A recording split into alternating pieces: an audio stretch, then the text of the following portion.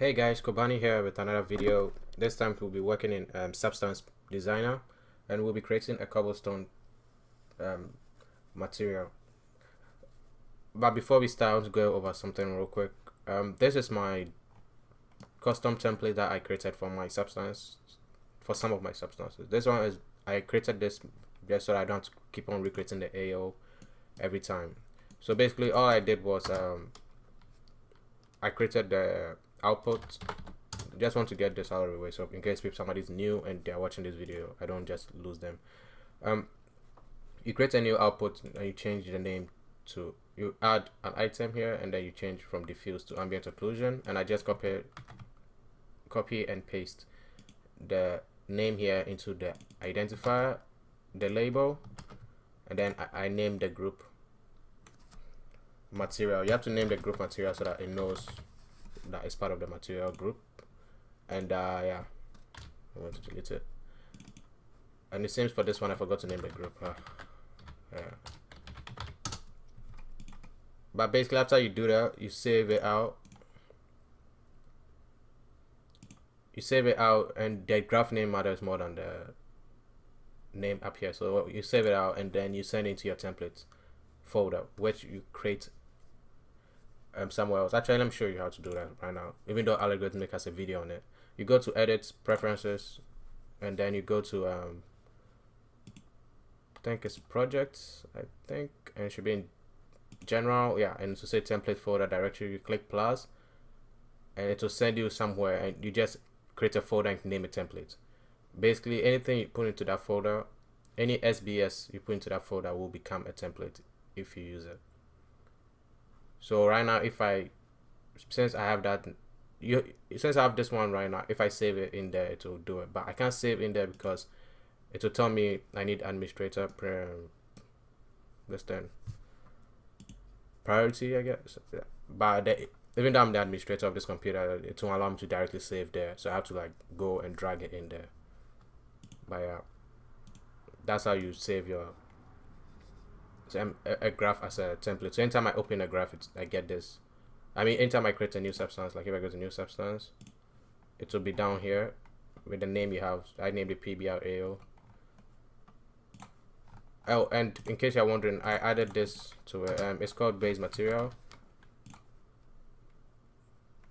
and I put the material preset from custom to dielectric, which means it's no metal, and I turn the roughness up just so that it's not glossy, and I activate normal, and I create a normal node and I put it in there.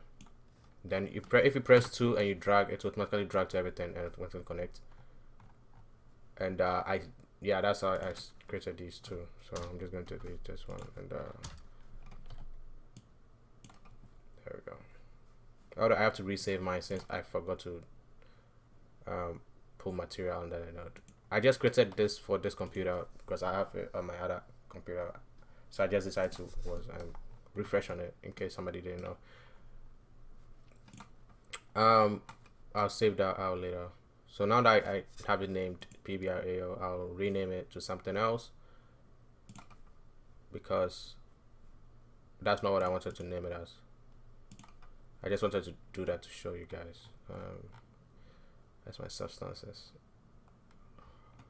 Substance. And as you can see, I have a lot of cobblestone materials here. I do a lot of experimentation, so sometimes I save it under weird names. I'm going to save this one as a tutorial, and let's start. Okay, I'm going to hide this because this is distracting. In case you're wondering, if I remember right, my UI might look different from you guys, but my library is over here. I just put it up here since I barely use it sometimes. And sometimes my UI, if you've watched my other substance video, you see that I have this two on top. That's for the other computer, but unless maybe I don't. But I digress. I'm going to start by creating this material. So I'll show you guys the material. You just go to textures.com, look for their 3D scan materials. And you scroll down a little bit and you find the material right here. should be called cobblestone 5, and we'll be trying to recreate this as much as possible. And the reason I use 3D scan is because it gives you an albedo you can work with. It gives you a good idea of how your AO and your roughness and normal should kind of look like if you are going for the exact replica. But I'm not going for an exact replica because I want to put different stuff in the crevices. But I like using reference because you have to use reference to get better results, in my opinion. Okay, let's start. We're going to start with a tile sampler. You can start with a tile random too, but I prefer using tile sampler. Mostly because I learned it from someone and I got used to it. So kind of, yeah, it's kind of one of those things. So what we don't need is, what we need is the X amount and Y amount. That's very vital. The pattern size, the pattern, we don't touch it. And size, we need it. We need it for the scale and scale random parameters. And we are going to start by getting our X amount and Y amount low. Right now I'm going to use a low number, but make sure they're uneven so that we get rectangles instead of squares. And size, tweak one of the sizes down. You can go for Y or X, but I prefer going for X so that I get more of a portrait rectangle. And you can add some size random.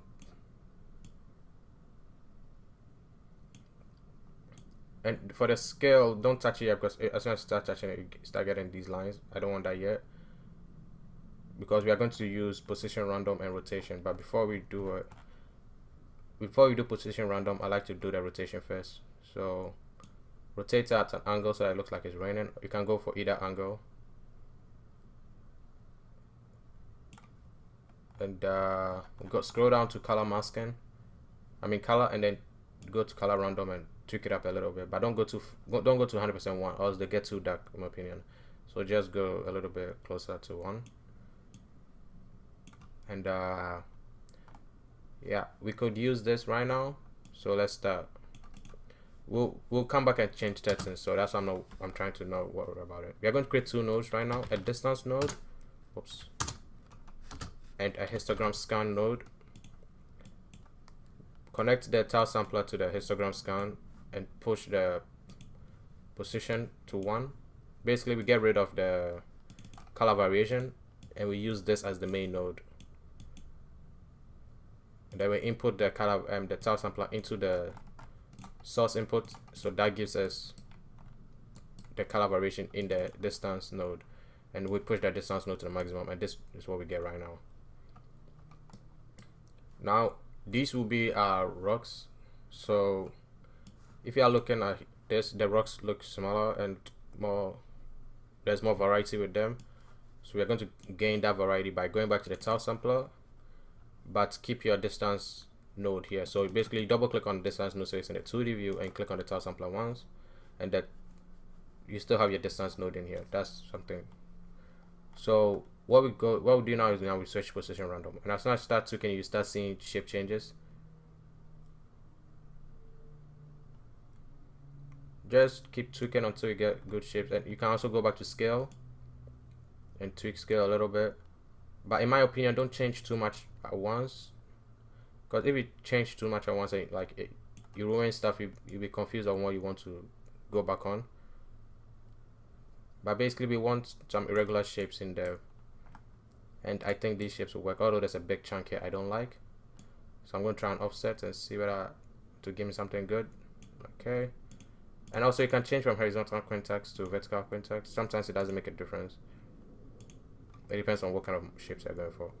I'm going to keep rotation. So, I don't touch rotation random for this one, but for different shapes you can use it. Let's use rotation random for this one. I'm going to put it on 0.5 and then go back to position random. Where is it? And then tweak it down. Basically, I want shapes, but I don't want shapes like this where it looks, you can see this thing in the middle. Try to avoid them if you can. If you can't avoid them, then don't stress on it. It's just like to cause problems in the future. I know it.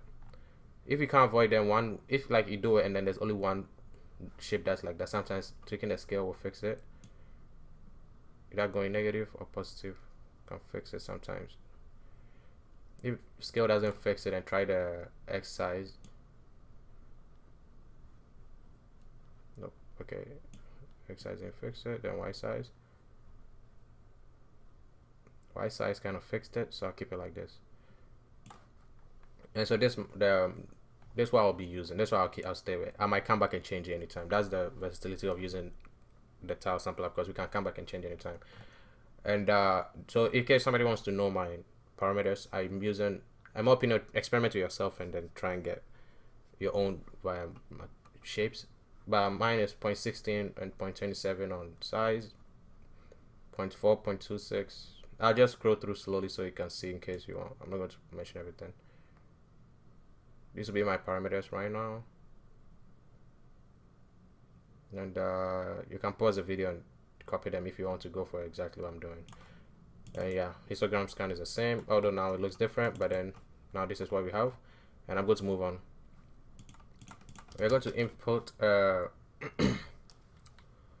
edge detect. And this is the vital part. This is where we do most of the stuff. As you can see, with the edge detect, we get some issues here with the small shapes where we don't want, so you can turn up the tolerance. If you turn up the tolerance and the small shapes are still there, turn down edge roundness. If they are still there, then turn your tolerance back down to 0. And go back to your tile sampler. Scroll all the way down. And you see global opacity. And tweak that. Tweak your global opacity, but don't go to 0. Because we need a global opacity there still. And so basically, yeah, it just helps me get rid of those shapes that were in there. And then I go back to my edge detect and increase your edge width a little bit more, because sometimes there'll be little ones hiding in there. So I just increase it a little bit more just to see. And then boom. That's how we get our shapes. Although if you go too far, you lose some shapes here, as you can see. So that depends on how your global opacity is working, but I don't mind losing those shapes for now. And also those shapes are lost also because of edge roundness, because it's rounding them. But I'm keeping some edge roundness because I don't want everything to be sharp. Because when you look at the reference, if you're using the same reference as mine, you can see that there's roundness on the shapes. And I don't mind losing some shapes because there's variety in the gaps. And if the only issues are, as you can see the tile like this, which can be annoying, but I'm going to increase the edge width a little bit more because we're beveling. So okay, so now let's move on. Before we do anything, I'm going to add a warp node. Whoops. And in case you're new to Substance and you're wondering how I'm creating the nodes quickly, you press spacebar and then you search for the node. Some nodes are up here you can use, but I don't like moving my mouse up there because I'm like, the advantage of spacebar is that it works where your mouse is. So basically where I'm looking is where I'll be creating my node. And you can use a clouds tool or a pellet noise or any noise you want. You can experiment with different noises and see how they look. I put it into the warp, and I put the warp at a high value, and I bring it down. Some noises will work too strongly, so if this one works too strongly, I put it on 1 again. Reset to default value. Okay, seems that I might have gone too far with this one, so I'm going to create a new warp node so that I get back 1 as my clamp. I just wanted to show like how far you can go. Okay, so that now I can get my decimal values, because we want the warp but we don't want too much of it.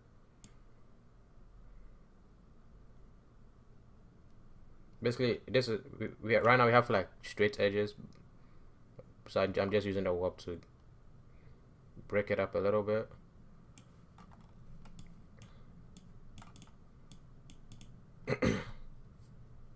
Then I'm going to create a blend node, insert this in there, and then create a pellet noise and insert this. I'm approaching this as if I'm creating a rock, but yeah, this time we are using multiple rocks. And I'm going to switch it from copy to add sub. If nothing changes, then that means I put it wrongly. Sometimes I forget which one's right. And oh, okay, I know why it's not working. It's not working because I forgot. I miss. This method works well if there's a gradient, and I don't have my gradient there, so that's why. Don't delete these nodes, just delete the link because we'll need the nodes in the future. And add a bevel. Sorry about that. I got ahead of myself. I'm trying to make this video not long, so I kind of rushed a little bit. That's on me. For the bevel, there's multiple ways to use bevel. The simplest way to use it is to use the default system where you just tweak the distance here. Although if you go too far, they'll start meeting and to ruin the edge. Another way to use it is that actually when you do that, turn up the smoothness, also you get lines in here. If I preview this in the 3D view, whoops. Oh, if you pull your nodes and two of them pull at the same time, it means that you are still using two modes. So press 1 to go back to standard. You can't even see the heights properly because I left on 1. So let's put on 10 just so you guys can see. You can see these lines there. We don't want them, so you fix that with smoothness.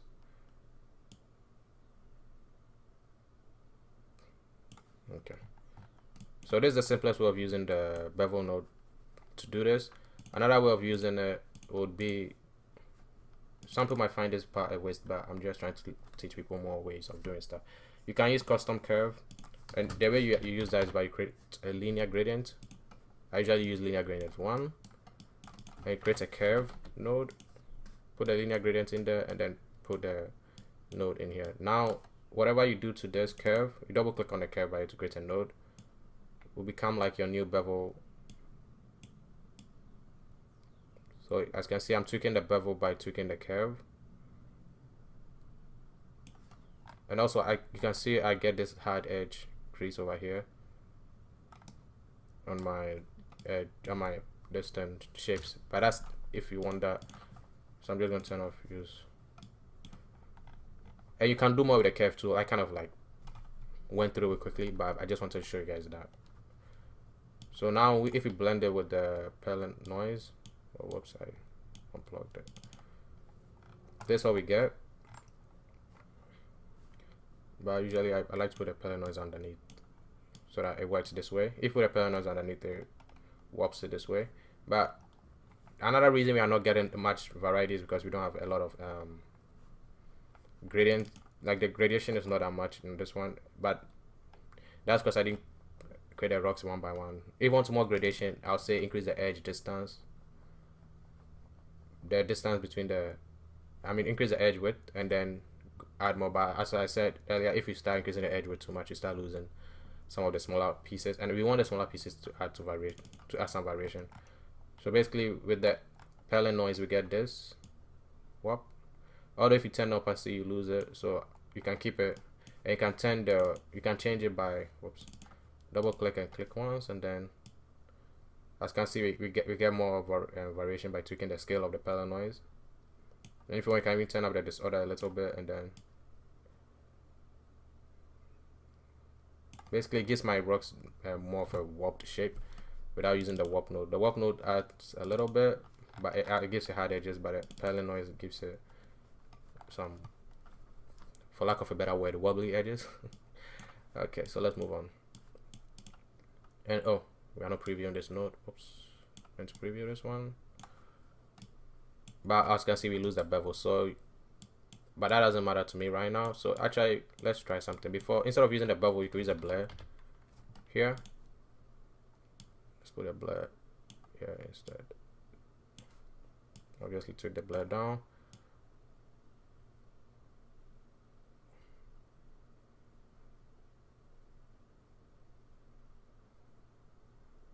Okay, so now that we use a blur there, then we can use a bevel here.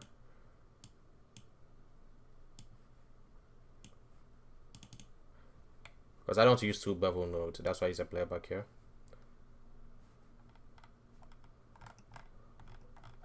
Oh, and I'm working in 1K maps right now. You don't have to work in 1K, but I work in 1K because my computer works best in 1K.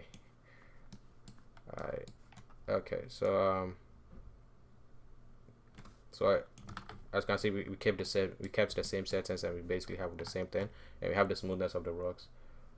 And don't forget my normal is a little bit high, so sometimes this might not be the end normal I use, because I'm looking at the reference right now, the rocks are not this high.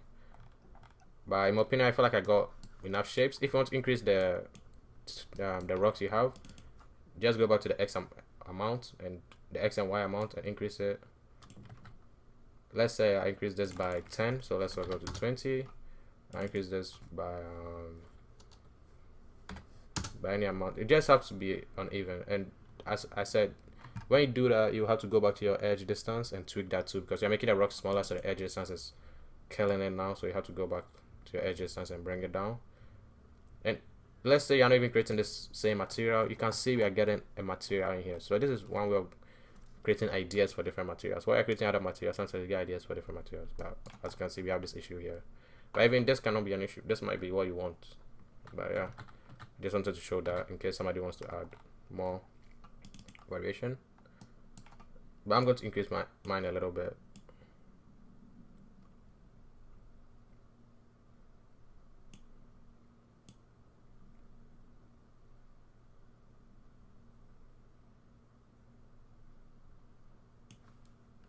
Go back to edge distance, edge roundness, turn it down a little bit. And then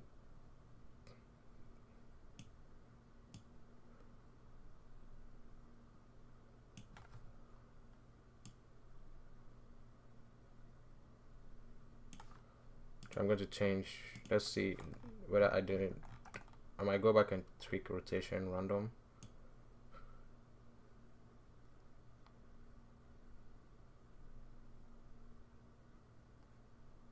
Let's put it to 1 and see what we get. Try. I like on 1.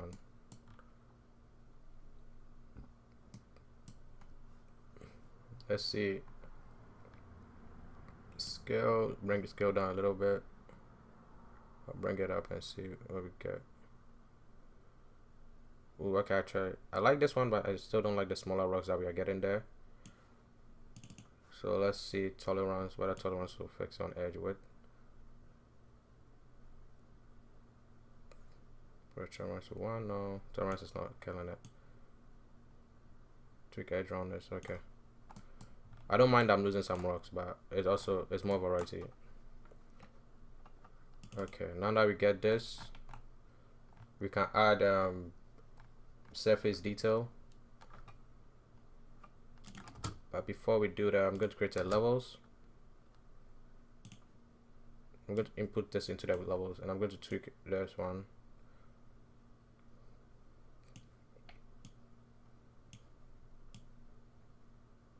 The reason I'm doing this is that this is basically a mask that we can use multiple times.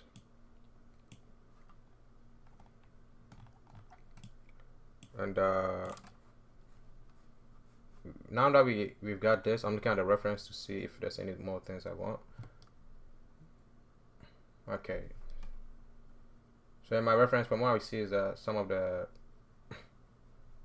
edges have different slopes. So let's try a linear gradient. It's an experiment. Anytime I'm testing something, I'll tell you guys so that.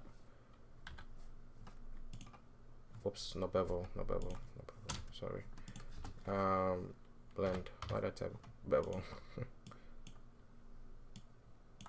I'm going to connect this here. Multiply it. And then let's try and see if we can use a mask to. Whoa. Okay, I just saw this issue right now. I wanted each rock to have a different gradient on them. So the reason this is happening is because bevel might be too high. Okay. You gotta be careful with the bevel sometimes. Just make sure nothing is joining like that. Or you don't have that too many joining materials. Okay, there we go. I've created this before, so I know it should work. But basically, it gives height variation to the rocks, although you don't see them here for now because let's put a curve on it.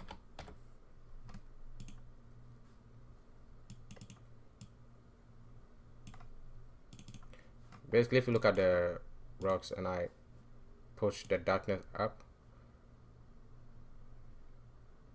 you see the height difference in them.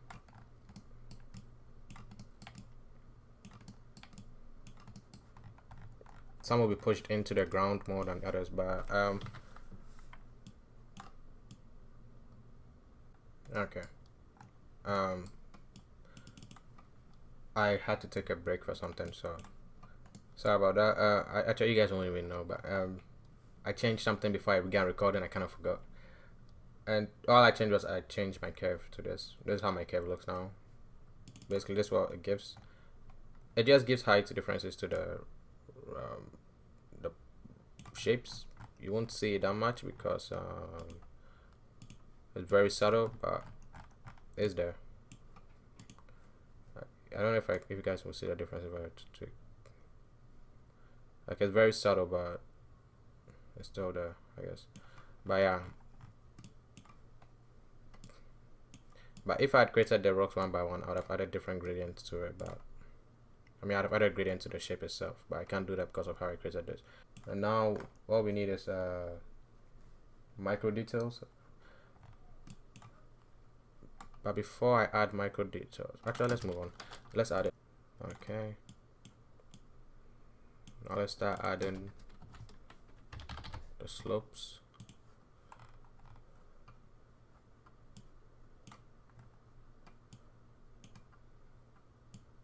I usually start my slope blurs with clouds too.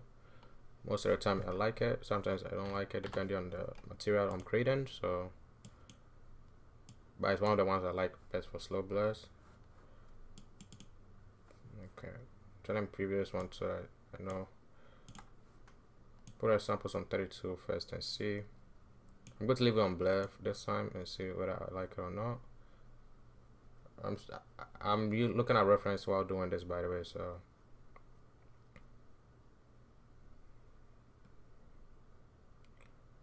Okay, since the slope blurs are affecting the perlin noise too, let's try min.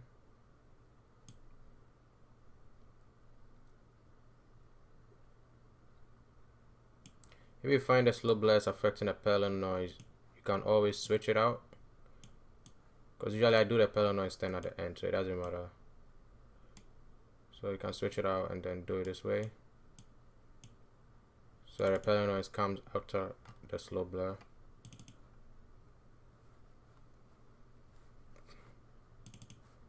Let's go back here.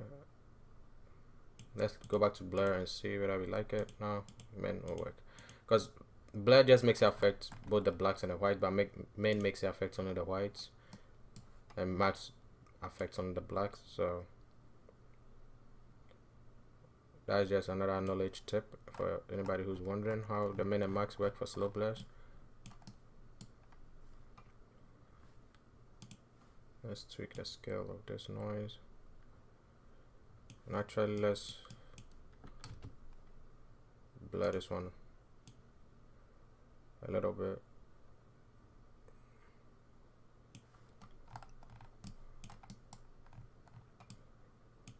All this will look better in 4K.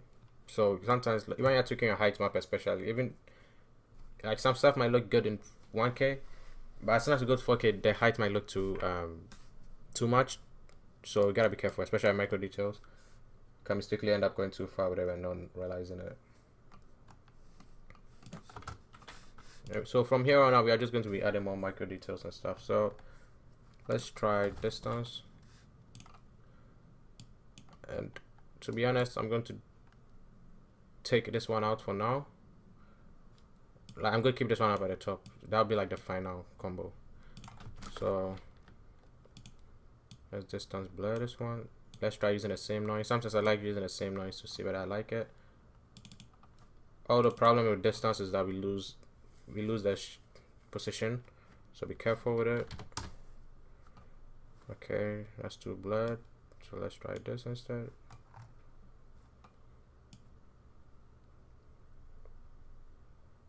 And as you can see, I usually put on I'm seeing height and I bring it down. Sometimes I start from 0 and bring it up and see what I like it.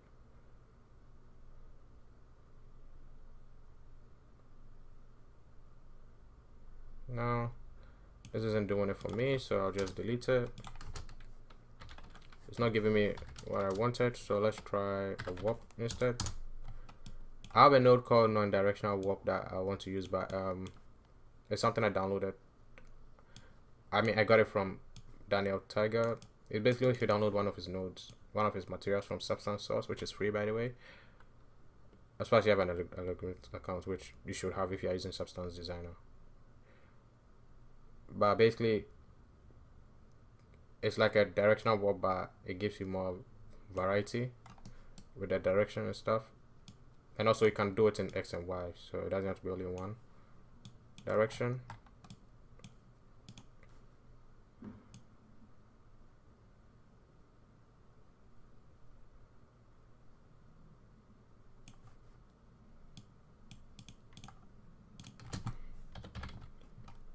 Go to histogram scan this one, and then actually before we do the histogram scan, let's directional warp it again. Let's actually directional warp this time. Let's use the pellet noise from here and see whether we like that.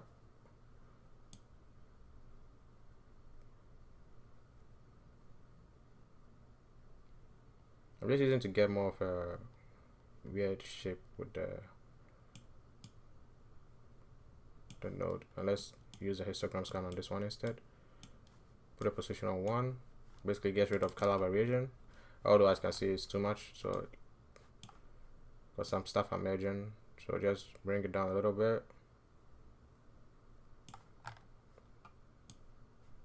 And turn up the contrast so that we lose the blurred edges. We want the hard edges, because we're using this as a clamp, because as you can see we've moved shapes around and stuff. So if I just look at it, we've moved some shapes around and it's still there, but we don't have like the clamp. So I'm just going to clamp it up with the multiplied. So blend it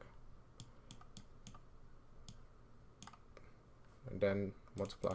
That should cut the edge where the histogram range ends. And if you look at the difference, as you can see, you saw a clamp, right? I hope you guys saw it. Like this is how the distance blur looks like, but as soon as I put a histogram in, it cuts it. And then so now the rocks look like they are on their own islands. So that's one way of clamping your shapes after you add a lot of slopes, slope blurs and warps and stuff.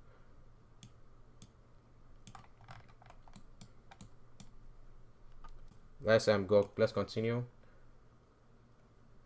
We need to add more micro details, because right now we worked on the edges, so we are going to add surface details now to the smooth flat edges right here. Now there's multiple ways to do this, but before we do that, let's start cleaning up. I'm going to pull all this one back here.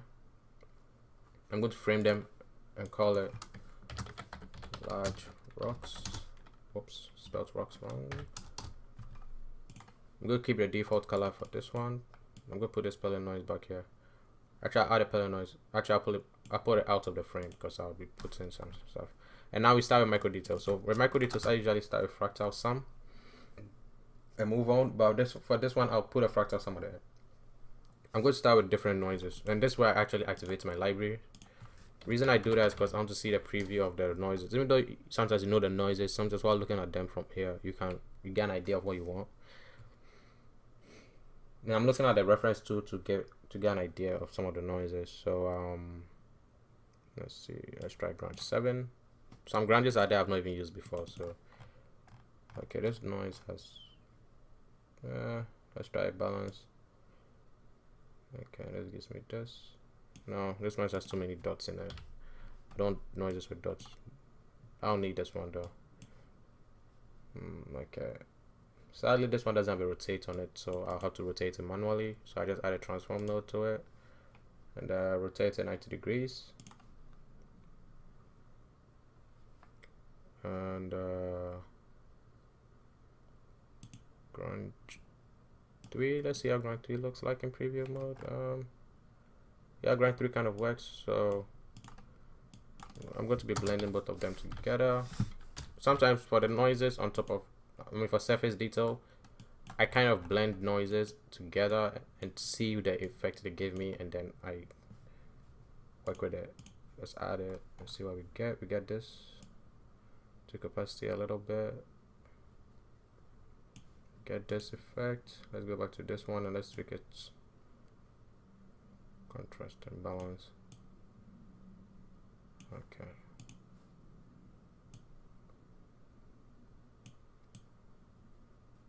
Okay, I like this one with the lines in there. And then let's put levels on this one to clamp it a little bit more.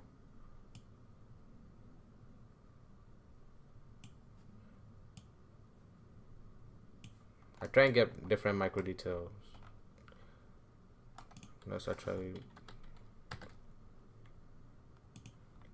warp this shape with one of these and let's see what we get. Okay, we get this. We don't want that. Let's warp it with this and let's see what we get. Get some light effect back. Let's put it there just a little bit. If it looks bad, we can always delete it. This is not a big deal, but it's good to try different noise mixtures. Like there are some noises that I know I'll use, and there are some that I wouldn't. So for noises, I usually subtract. So actually, let's delete the levels here and put the levels here instead.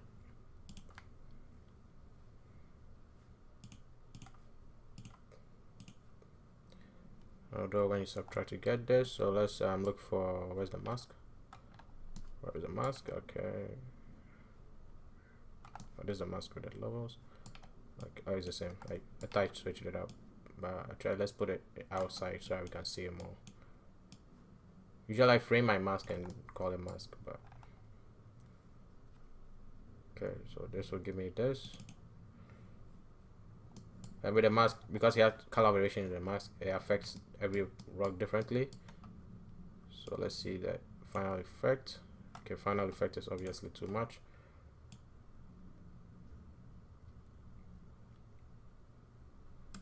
Try to pause. Let's use, instead of using subtract, let's use add. So that, okay, add does this. Turn down opacity.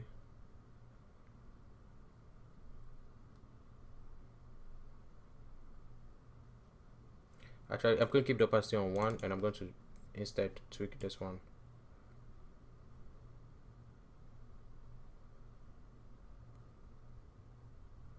And then let's use this one as the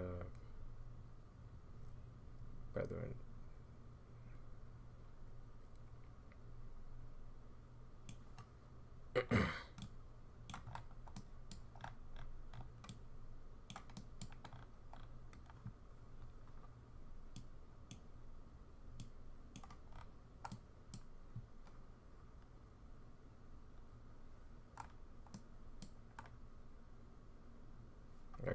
Let's try something before we use this as a mask. Let's create a new mask actually.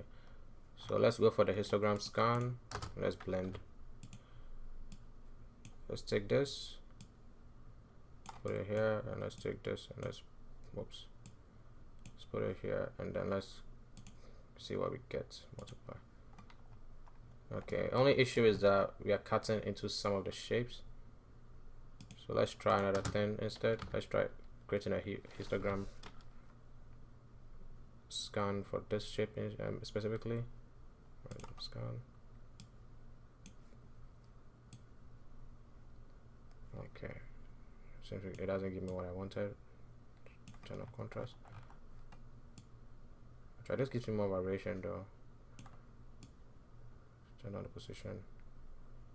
Oh, actually, I like this mask. With this mask, the details don't go on some of the rocks, so some rocks will be smooth, but we get a problem where it's cutting. But we can always fix that with the clamp.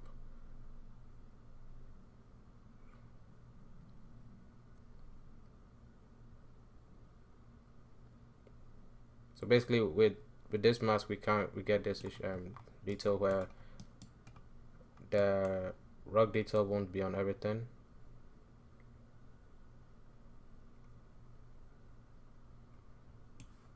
So you know what, let me start creating because I like saving my masks somewhere that I can keep on referring to them. So let's select these two, put it as red and mask. I tried for my masters. I like putting purple. There's no, I don't know why. I just like putting purple for them.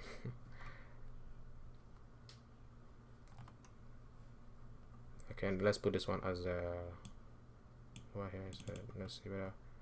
Oh no, let's put it in the, beneath it. The only issue is that we are still getting the cuts. But the reason I'm doing this is because I don't want the gradients to, I mean the details to affect the gaps in between. So this will work for now because you don't even see the issue there. Oh yeah, you do see it. Damn it. Oh, actually, let's try something then. Let's blur it.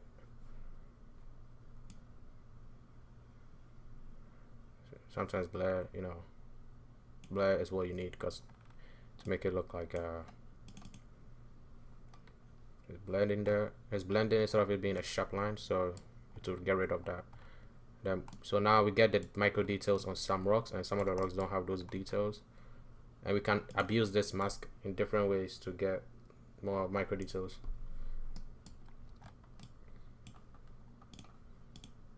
Okay, let's extend this to this one, and let's pull this one out.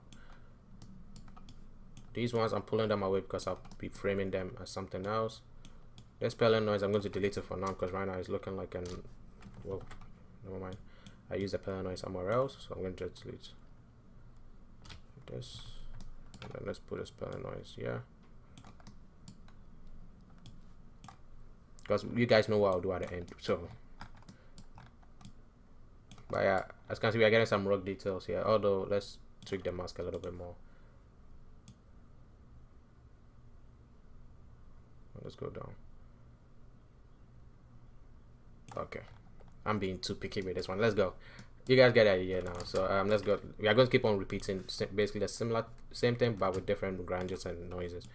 Let's go with grind 4. This one I use a lot because it gives me the indents on the mask, on the mesh, I mean on the rocks, right?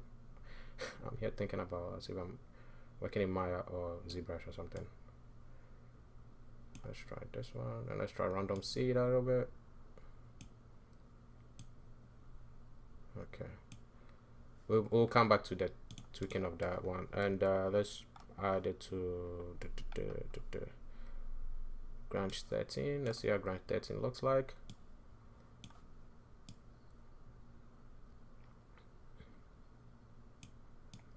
There are some Granges that I know that I use a lot, but there are some that most of the time, depending on the work, I switch. So that's why you see me like scrolling through. There's one reason I have my UI set up like that. Okay, this one makes it multiply on there. So let's try it the other way around.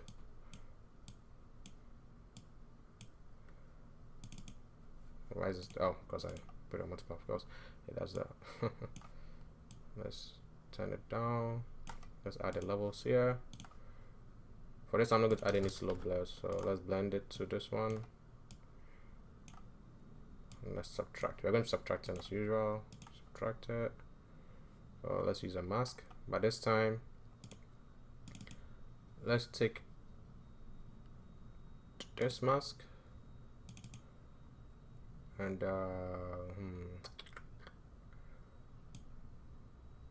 actually let's add this to a mask because this will be working as a mask too. Let's name it actually masks so that it's multiple. This is actually bugging me out a little bit. There we go. Fuck, there's no caps at the beginning. Okay, let's try using, let's try uniform blur here. Non-uniform, I mean non-uniform blur, grayscale. Let's see what we can get with it. Well, actually, wait, oh wait, I know. Oh, I'm thinking, what am I doing wrong? What am I doing wrong? Let's create a new histogram, I guess. Scan, because I want to get the colors the same, but I want to get them at different places. Increase the contrast. Increase the contrast.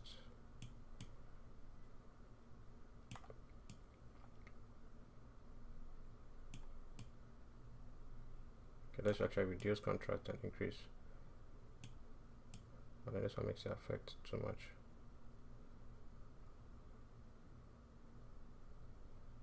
Okay, this one will work. This one might work.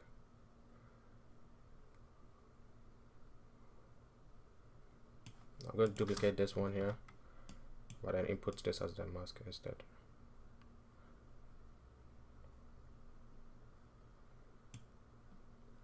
No, we're going to duplicate the blur, input this one. Then let's go to, where is it? Let's put it here. But before we add a mask, let's see how it looks first.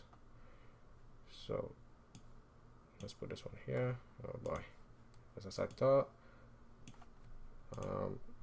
Actually, let's add instead of subtract again, because I forget that sometimes. The reason I do that is because sometimes subtracting will subtract on the edges, and I don't want that. So, but we can fix that with the. Try before we take opacity. Let's do it the other way. That's one reason I put levels on the at the end of my noises, because you can always come back and tweak it like this. But oh, actually for this noise you want to go the other way, because I want these details to cut in more. And it seems I might have not. I did it the wrong direction. I have to invert it. So I tried, since I had to invert it, let's invert it right here. Instead of putting an invert grayscale or whatever. Yeah, this way they actually cut in there. And then let's pull this one. Nope, that ruins it. So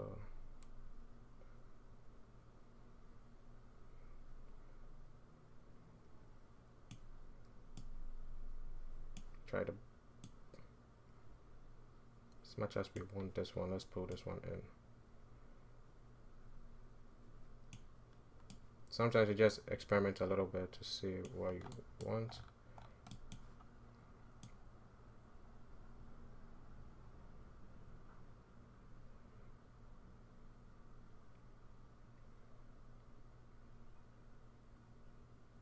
I'm getting what I want, but it's giving me the add on the wrong places. Okay, there we go.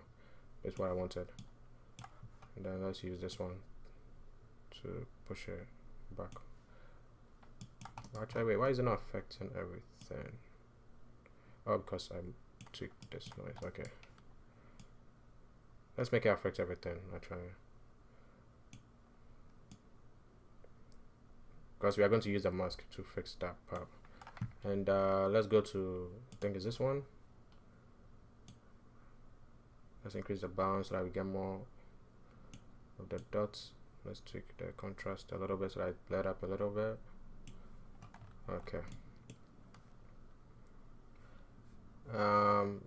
Increase random seed a little bit and see whether we get more variation. Okay, I'll keep this. So, and then I'll go to I'll go to this one, and I'll tweak down the opacity. We don't want this to be much.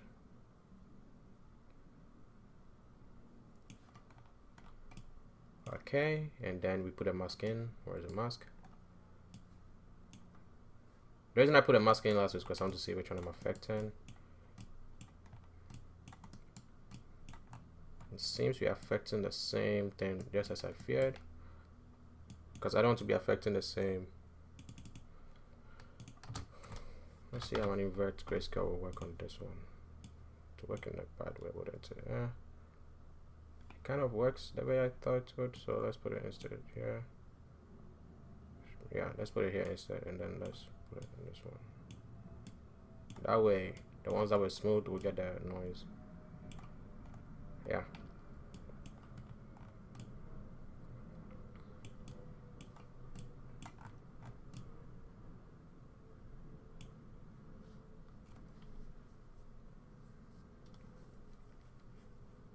Okay, I'm going to add one more micro detail, or maybe more, because you can keep on going micro details as much as you want. First, you have the masks. You can just keep on adding micro details, and these same masks you can use it for when you start adding your colors to add color variation instead of using another system that I was going to use. But the system I was going to use was with a flat fill, but the issue is the flat fill doesn't work properly with the doesn't work with Unity because it relies on the GPU engine. It works on Unreal because with Unreal you can switch your substance plugin.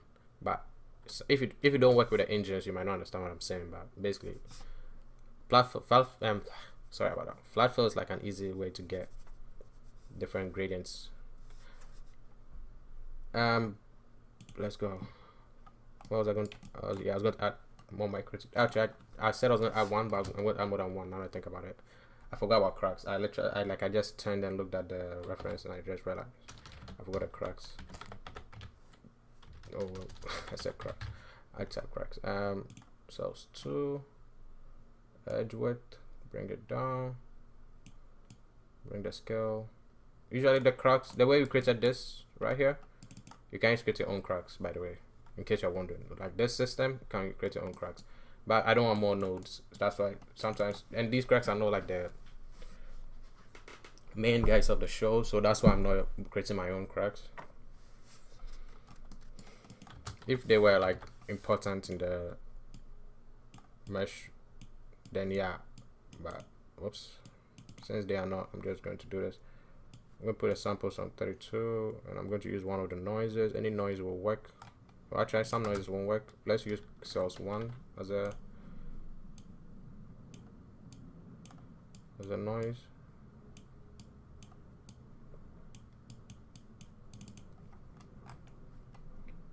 Just a sec. Let's put on min. Actually let's put on max because no, let's put on min because we'll be cutting into the white parts. The cells 1 kind of gives me what I, oh wait, oh, that's for a different shape. Sometimes I'm used to using the noises for something else. Wow, this is really killing it. Guess we'll keep it on blur. Wow, might it be the scale of the mesh? I mean, the noise is too much. I mean, it is working over here, but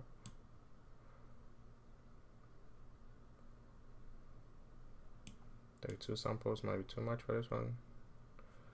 Actually, you know what? Let's put clouds instead. Then I'm checking if I have a cloud somewhere. Yes, I do.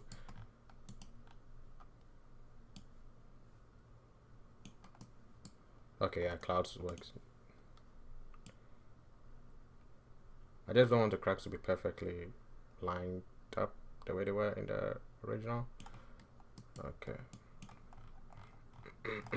And now we can tweak the scale. Okay. We need to invert this one. So let's see if we invert to right here. Yeah, it works. Although if we invert here, let's switch this to max. So let's keep. Actually, no, let's keep min. Yeah. And actually, now I'm not going to invert anymore because when I think about it, yeah, I usually invert it for all my cracks to subtract, because subtract takes the whites out. But since I'm using add, I'll be adding the black to it. So wow. So let's blend it. Now let's add.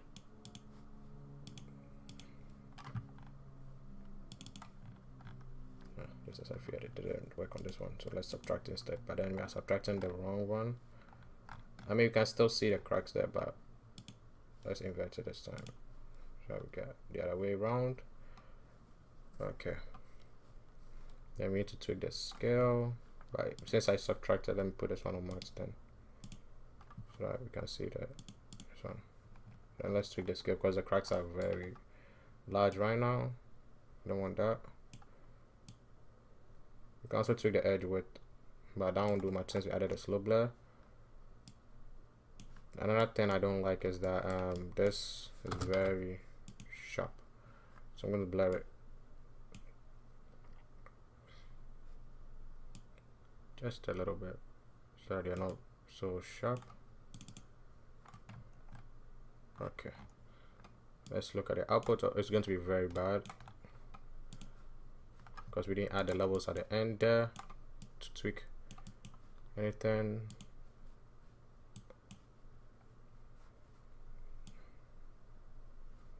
No, I've already inverted it, so I don't need to do that for now for this one. There we go.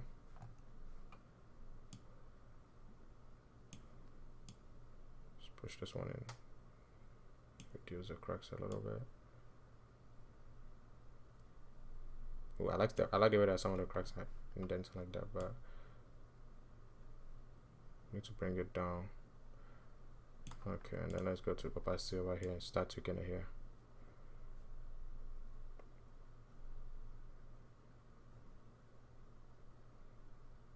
Some of the cracks will be there, but I don't want them to be too much. And let's actually increase the scale, try this more, and then we add a mask. For the mask, let's try something new with the mask instead of using the old ones. Let's blend these ones together. Let's add them. Let's see what we get. Sometimes I like doing stuff randomly with the mask to see what effects I can get out of them. I mean, this isn't too bad, but let's take opacity. It seems opacity is not doing much because the whites are very standing out a lot on this one.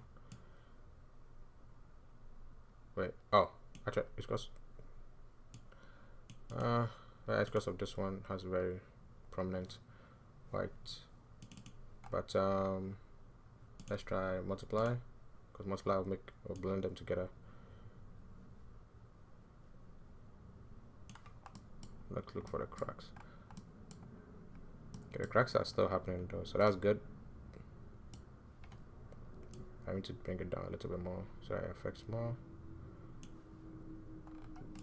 Details like this are very minute, so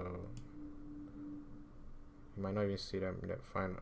You might not see them until you zoom in. But I'm also thinking about the fact that this will go into 4K, so I don't want to be put it too much. Oh, this one has micro details on it. Is it coming from the cracks? It's not. Okay, this one is not coming from the cracks. But yeah, we got the shapes. There's one more micro detail to add, but I'm not going to add it. It's basically like you blend multiple gradients and then they cut into the shapes, giving it a slope. I'm not going to add it because I feel like I've been recording for a while now, and to be honest, I feel like you guys have gotten the general idea of the reason I was making this. So I mean, I feel like I've accomplished the reason. I wanted to show like different ways of creating the material and also creating masks and stuff, and you have to use those masks to add micro details. So right now I'm just going to frame everything down. Whoops. Make a green, and we're going to add wait, there's one more noise we didn't add, which I saved for last, which is we're going to blend everything with it.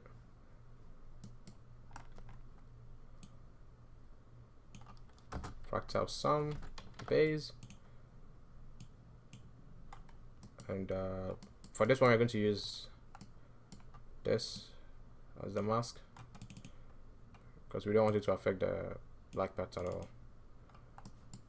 And then put this here. Fractal sum will take over everything because we didn't switch the this into subtract. Okay, let's put on add. Yeah, but then that really says no. Let's turn it down.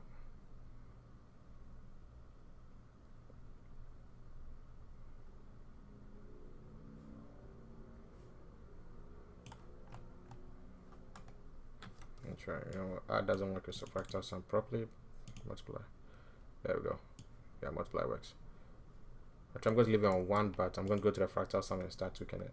The reason I like fractal sum because it has this little node here called roughness, so I can tweak the roughness of it, and then I use it to add like that little noise that is on anything.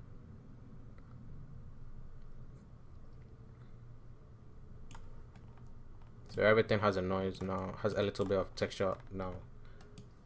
It might be very subtle, but it adds it to everything the way I want it to do it. I want it to work. So that works for me now, and yeah, that works. The only issue right now I might go back and fix is the, where is it? It's the bevel.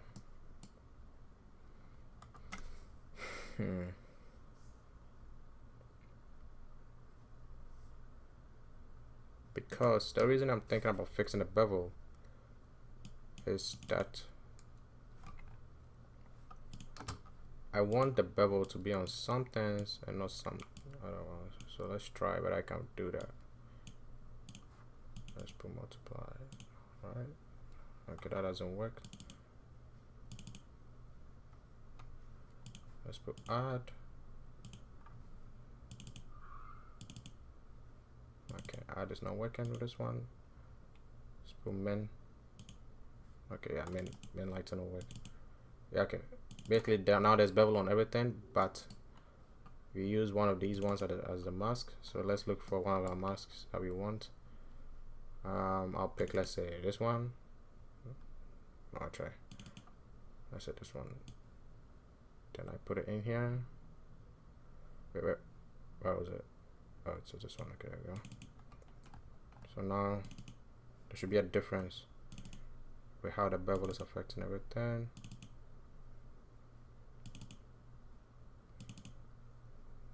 Now I want a more prominent variation.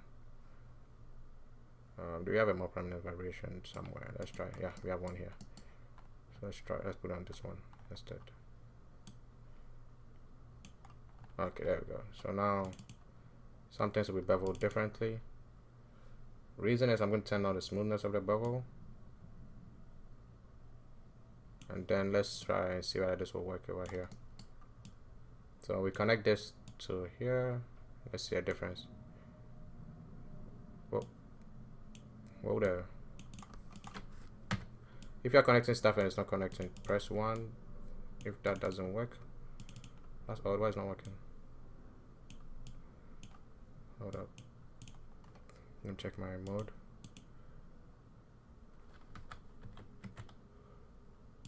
Yes, I am on standard mode. So why is it not working? Okay, let's connect this. Hold up. Something is not working here. Okay, that's odd. Can we input this into its own blend? Yes, we can, but so why is this not working here? Okay. By the way, the way I dragged this from here to here is I held shift and I clicked on the node. That's odd. It's not allowed to connect to the, wait, and it won't connect to the slope layer now. What the? Okay, that's really odd. Okay. Huh. So I guess this doesn't want to go into the slope layer. It just won't go into the slope layer. Okay. And right. And for okay, let's put this one in here. And let's connect it to a slope layer by using this method. Yeah, now it goes into a slope layer. What the? How do I? That's really odd. I've never run into this issue before, where the nodes are not connected. I've never run into that before. Like I've ran to it, but that's because usually I'm in compact mode and just go into standard and fixes it. But this time it just says no. So what? The blur won't connect now? Yeah, but the blur connects to this one. Let's just copy the value as min, and what did I use? 0.09. Actually, well, how many samples did I use? I used 32. So okay. That's really strange, man.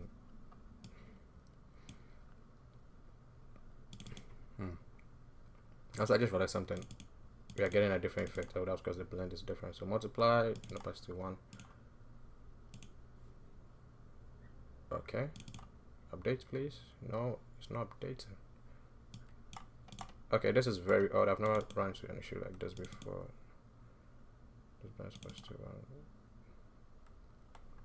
These two should be similar with the blends, because I put this on the top. Okay, so if I connect this over here, why am I not getting the same effect? Oh, that's because, oh, okay, I just realized why. It's because I moved this one from here. So yeah, that was why. Okay, so now that we've done that, this little blur should go in here, and it says no. What the?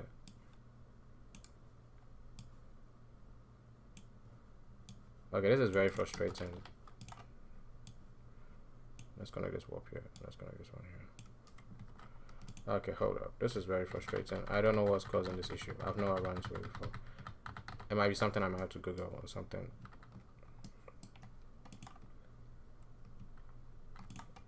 But oh well.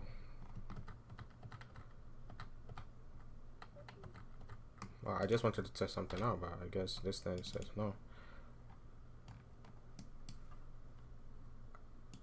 But either way,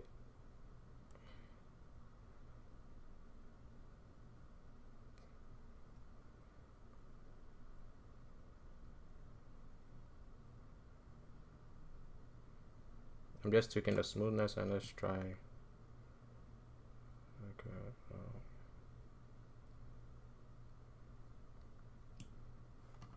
Okay, let's come here. And okay.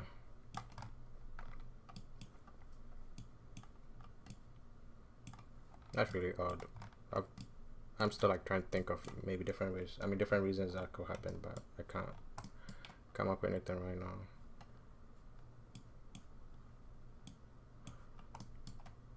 Okay. Let's do the pedal noise blend right now. It's funny because I feel like it would be like an obvious thing, and I'm just not remembering. Might be like some basic substance design thing. I'm just not remembering. But I digress. Okay. Let's connect this here. Let's turn down. Okay. Let's blur this one. I want it to be just to give it lumps. And let's turn down the scale so it's larger. And then we need to blur a little bit more because we're still getting those hard creases here, and I don't want that.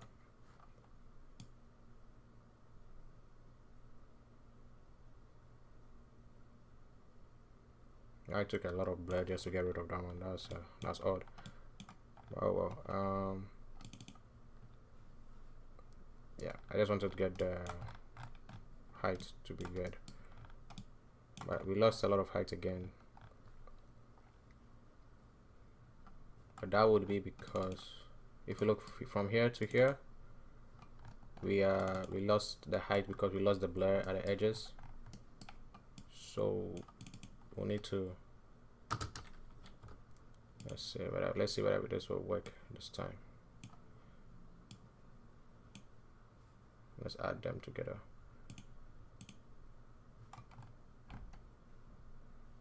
I mean, we got the edge backs, but we lost the multiply. Okay, multiply works.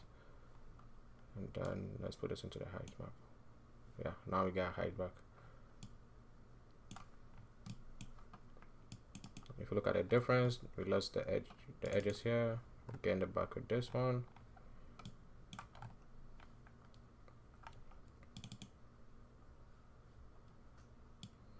Let's see if we put levels in here, whether we can tweak some stuff.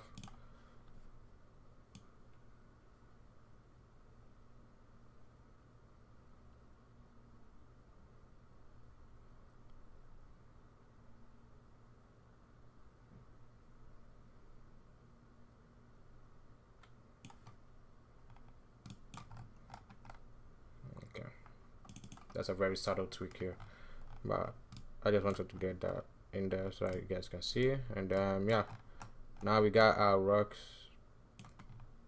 I mean our stones, although there's some smoothness in here that I don't want. What the, why is that so smooth? Is it the same in here? Oh, actually, yeah, that's because the pedal noise came after the fractal sound. Okay, so let's, if that's the case, let's push this one here. Let's push this one here, and let's use this as a final node. Let's see whether that works. Whoops. Let's use this as its final. Okay, actually, it's not working because I'm connecting this one to this. So let's connect this one here. Connect this one to this one. Oh wait, I think I just realized why that bevel one might not be working. That might not work because these nodes are creating this node, and I was trying to use the same thing to create it back here, to create a mask. So that, maybe that's why it wasn't working. It's basically a reverse. I don't know if I can even explain it properly.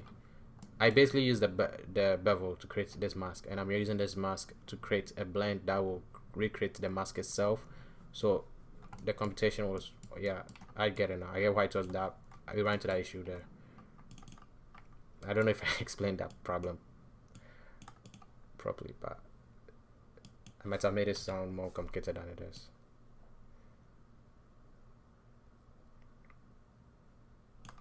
Let's put this one in here. Let's put this one in here. So let's put this parallel noise then here. Did we lose a parallel noise? Yes, we do. Wait, what happened? Oh wait, I lost something here.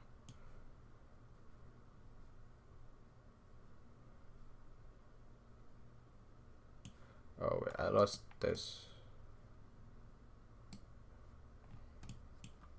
Maybe because we put this one in here. Let's see, because this will be a final. And actually, you know what? Let's go back to how it was, because I feel like when I was moving stuff around, I disconnected something, but it doesn't matter. The reason I was just going to get rid of that smooth rock right there. If that smooth rock is a problem, then I'll just duplicate this one and over here. But then put this one as a final node. And remove this. If that doesn't fix the smooth work, then that means that, oh wait, I'm not previewing it. Okay, that fixes the smooth work, but too much.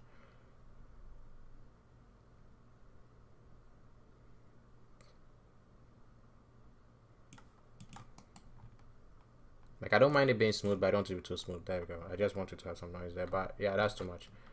I just know. There's not a big deal here.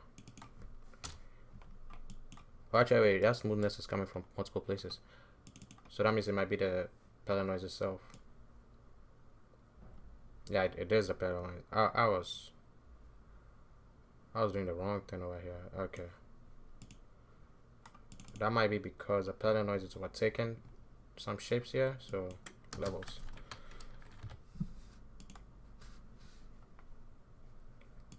Oops. Just want to double click and click on this one once, and then we turn down the brightness of it so that you just get a bumps. Okay, and then now we can push the height differences without getting a smooth rock. Okay, there we go.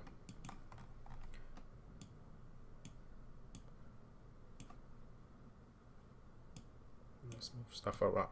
Let's move stuff around, and I don't know if you guys can hear, but I'm sounding very tired right now. And if you can see, we didn't work on the middle part. Now the reason I didn't work on that part is because you can't add anything to that part now because of what we did. So if I want to add if I want to add grass in between, I could add it. If I want to add mud in between, I could add it. If I want to put any material, basically, I can put it in there right now because we already have a mask for that part. We just have to invert the mask and then put the material in there. So, right, for this material, let's put, let's put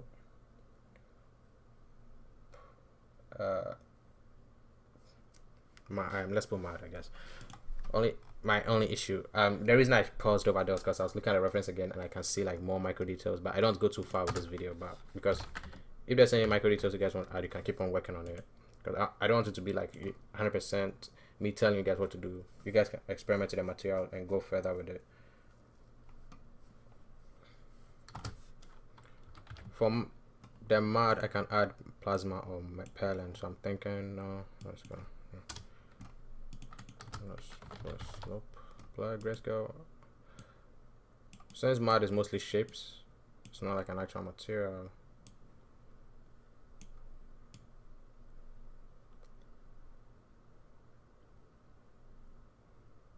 By the way, you can use this and edge detector to get some interesting shapes, by the way. Like if I put an edge detector, although you get that issue with the where there'll be shapes, too many shapes. Gotcha. I mean, there'll be shapes on top of that shape. I can see the lines there. But yeah, but you can use edge detector to get some interesting shapes, basically.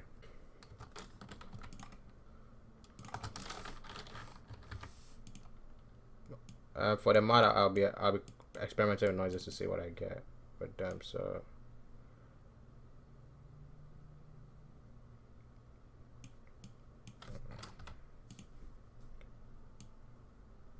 let's work it with the. Actually, let's work with the fractal some base, so it's not too bad.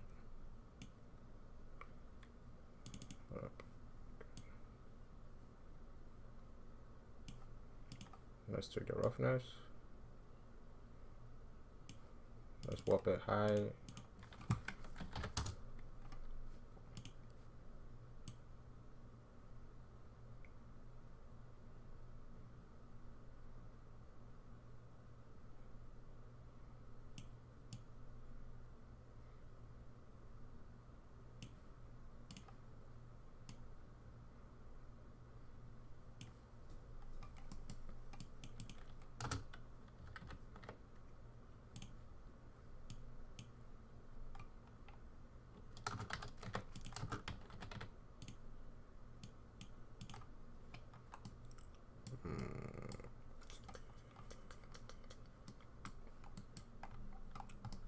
So I'm going to take a whole connection.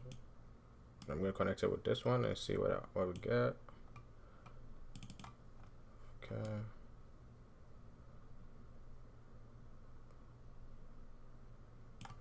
I just realized I just created a nice wood plank material texture.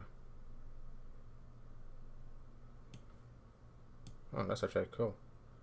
Let's see how it looks like. Yeah, if you work on it, you could get some stuff out of it. But this isn't what I wanted, so let's try using the pellet noise as a mask and see. Okay, pellet noise actually works.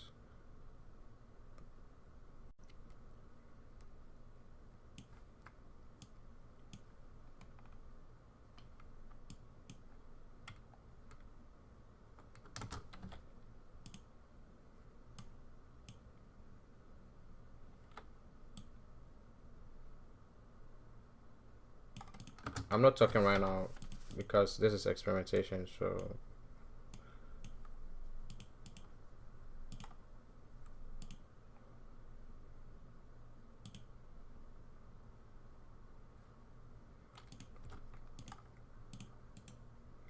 I'm going to click this and view in 3D view. Let's view the height. Oh, whoops, I didn't. We are putting 3D view. Wait, view in 3D and view the normal, I guess. Oh, because I didn't plug into anything. I get. Oh well. Let's reset and view everything. View outputs in 3D, and let's put this one in here as a normal. I'm just trying to see what shapes I'm getting here. Okay. Let's blur it. It's very sharp right now with the gradient. Move the lines.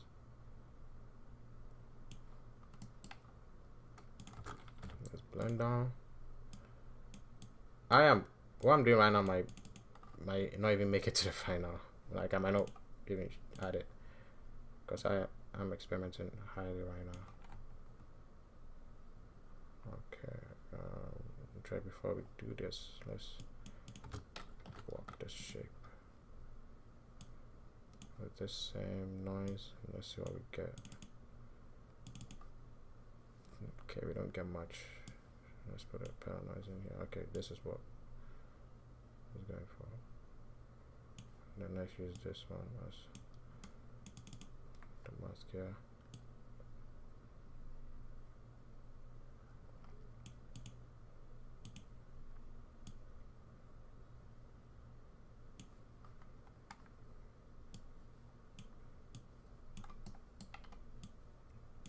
And this plasma. Right now, I kid you not, I am doing random stuff right now, but hopefully it works out. It's random, but I kind of have an idea of what I'm doing, so stay with me if you can.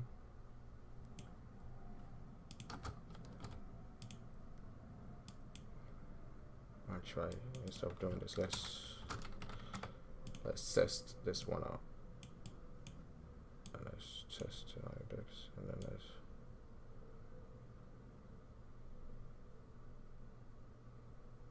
let's see how the shape looks in the normal map. Okay, this kind of gives me what I wanted. Let's blur it.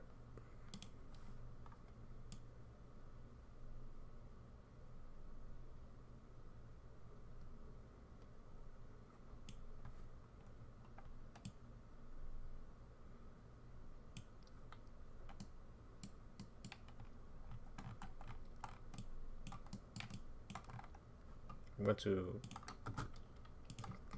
duplicate, blend,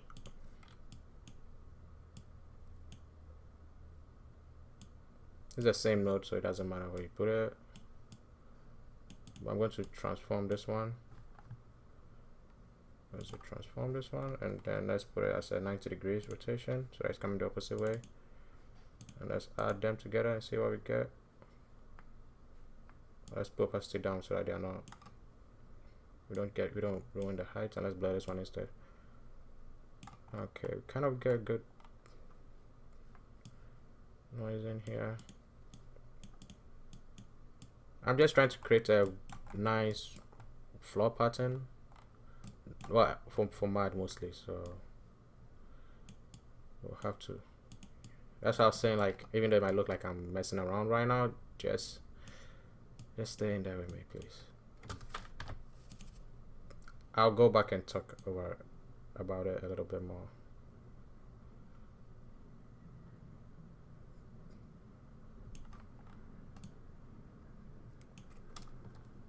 Let's not do that. But wow, this I went further than I actually thought I would on this mask. Okay, I mean on this texture. I try for the final. Let's blend again with the. Let's blend with this fractal sum. And what we'll do is put it on a sub. Nope. Add. Turn on the opacity greatly. Put this on the blend as a final. This is something you don't see that much.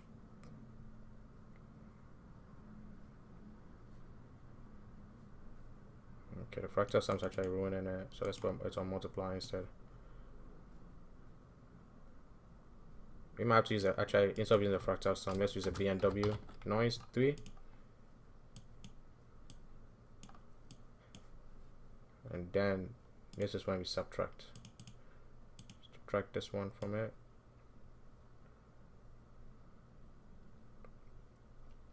Turn down the roughness, I mean the opacity a little bit.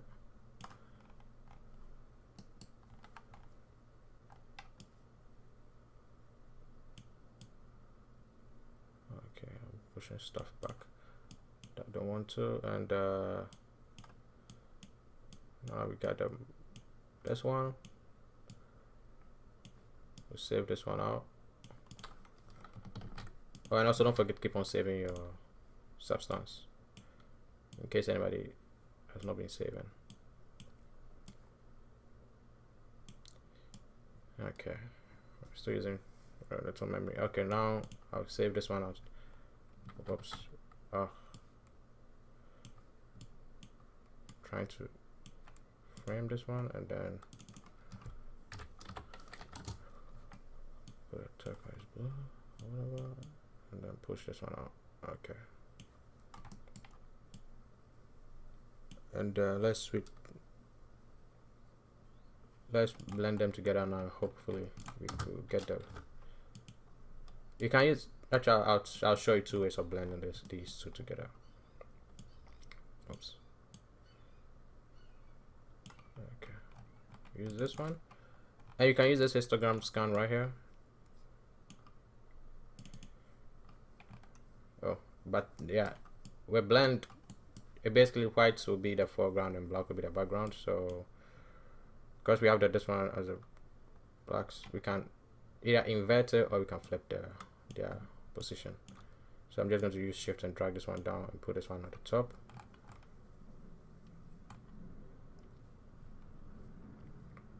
And let's see how it looks like.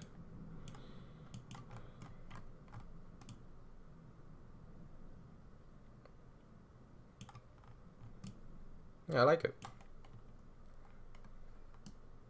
If you want, you could add a blur HQ to the noise. I mean, to the, make sure it's blur HQ grayscale, by the way, to the mod. I mean the mask. Wow, I couldn't. I was basically thinking about multiple things at the same time there. Sorry about that. You can add a blur HQ to the mask so that you get this effect where some of it will be overlapping. Or you could try something different with a mask. Instead of using a mask that is perfectly cutting the shapes away from the, I'll try to put the quality on 0. Make sure every time you use blur HQ, make sure you put the quality on 1, because then it's kind of, you can just use a default blur if you don't put it like that. But as you can see, we added like a nice matte material. But another way you can also blend, I'll show you guys that one right now. It's a height blend. Where is it? So height blend, you know, put one thing in the foreground. Actually, let's put this one in the background. Although it's called height 1, height top and height bottom. So let's say I want this one to be the top. So I sorry did that. I just forgot to plug this one in. Okay, there we go. Okay, and now this one works by like how the name implies. It's a height blend. So it blends the heights together. And with this one, as you can see, some of the mud is like spilling over to the rocks. And then you can tweak the height. If you go to one side, if you go to 0, the top which one becomes the dominant. The bottom height becomes dominant. If you go to 1, the top height becomes the dominant. And you put it on 0.5, they blend.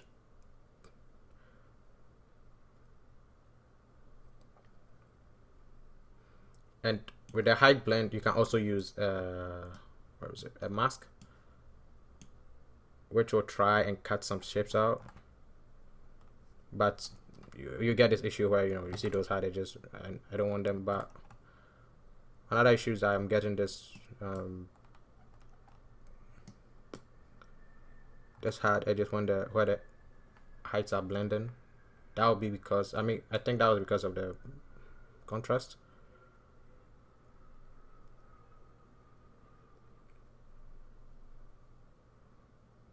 And so you can blend like this.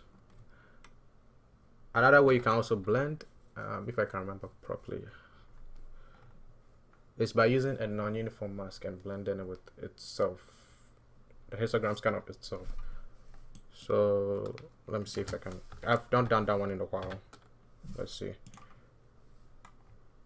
It's a non-uniform blur, not non-uniform mask. Sorry. And you blur it. Oh, whoops.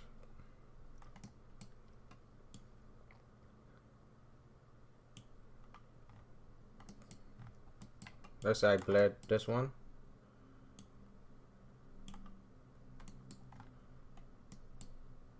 Oh, whoops. I was supposed to do it this way. I did it wrong. Create a histogram scan, right? Then you do this. You plug this into the mask of the non-uniform blur mask. Oh wait, my histogram scan is black. Okay. Oops. Let me just try and get some of the shapes, contrast up, and then you get this right here, and after that you blend, and then you basically blend this with I think you blend it with this one. I think I forgot. I've not done this one in a while. Put on add. Would that work?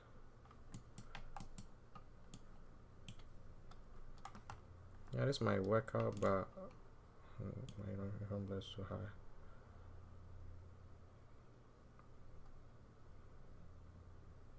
And as you can see, it kind of puts some of the mud on the stuff, although we are getting this issue with this smooth rock over here. But yeah, it kind of puts some of the mud on it, and you can also use this as the mask.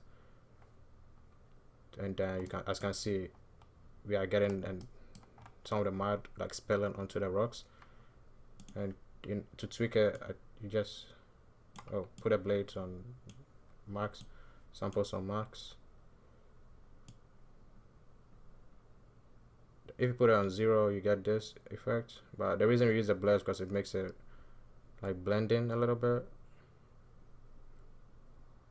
So you don't use too much though. But you guys can kind of see the effect we are getting here. So like the rocks are still there, but then the mud is on top of it.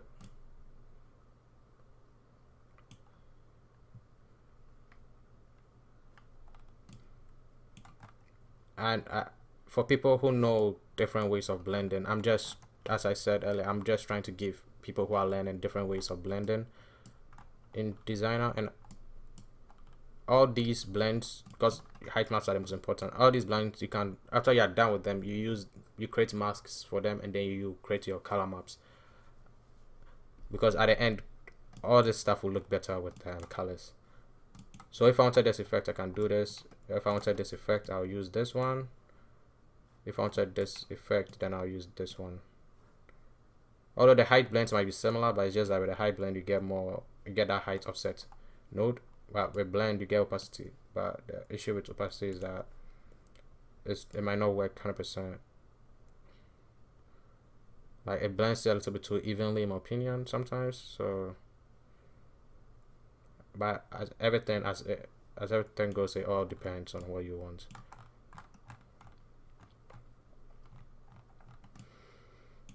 So yeah, I could end the video right here, and in my opinion, I'll say I've tell you guys what I wanted to teach.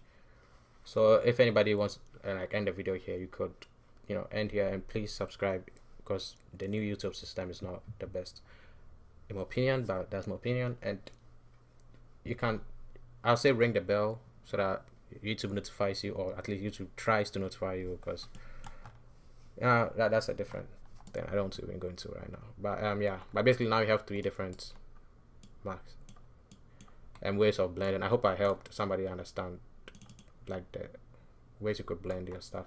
All these are stuff I've learned from studying other people's materials. I usually download materials not to use them, but just to study them, because I mean, I find it interesting to see how somebody else worked on the material. To be honest, I'm actually liking this one right here,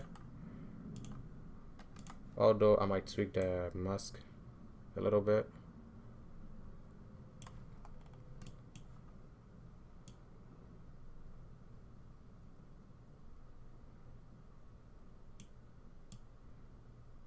Watch out, I'll keep this one as a final.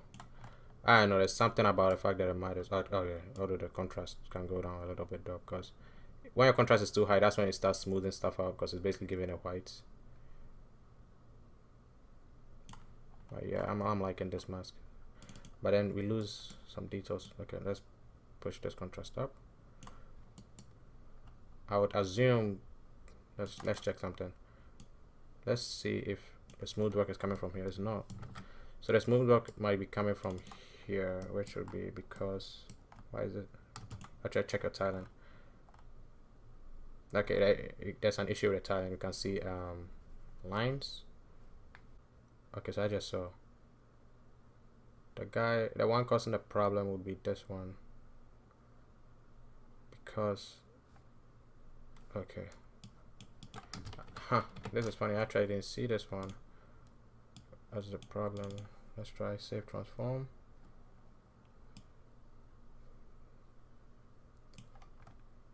Huh. Yeah, save transform works. And let's put this as this one. Now everything should be nice. Yeah. Huh. Well done. So go back and delete the transform and just use the save transform instead. I can't even. I went back and tried different methods to fix this problem, and I couldn't figure it out. And when I began talking, I just clicked on it and realized that was the one causing the problem. Actually, why did I delete this one? I shouldn't have deleted it yet. I need to see what I was doing with this shape. Why was I tiling with this one? Oh, I used this for a size. No, this is unnecessary. Oh, this was one of the experimentations. Yeah, that's unnecessary. So yeah. Yep, we fixed it. Like it's still, you can still see the seam, but it's not a seam that you can see. I mean, it's not what it was before, basically. So now this one tells. Yep, without the lines anymore. Like I went back and edited my material so that it tells a little bit, so I can see. The way I did that, I went to material default edit, and then I made it tile 3 times so I can see. The default is on 1. But now that I know that it's tiling nicely, you press spacebar in your 2D view to see your tile, by the way. Then I can go back and wow, I spent so much time trying to fix this problem. I can't even. I even tweaked some different nodes that weren't causing the problem, so mine might look different from what it looked before we did. Yep, I ruined it, didn't I? I ruined it by tweaking whatever I did.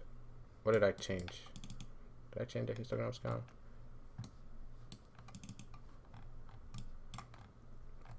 Okay, we lost a lot of stuff. What did we lose?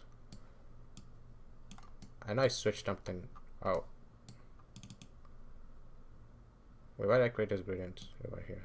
Oh, I created it so I can use it here.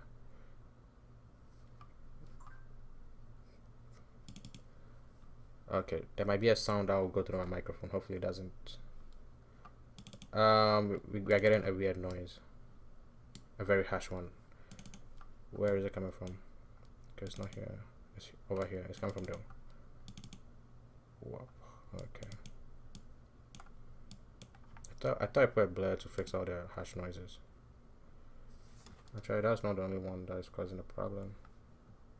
Oh wait, I put a blend instead of a blur. Wow.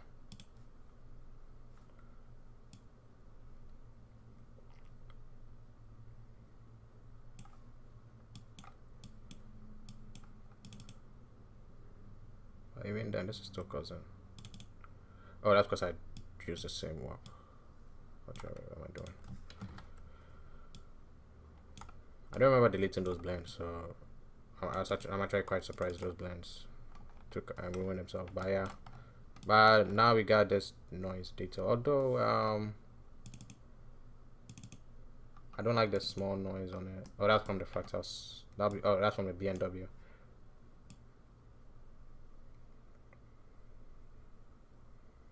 Then again, I put it on subtract. I should put it on add. So I add to put it on 100%. We lose everything.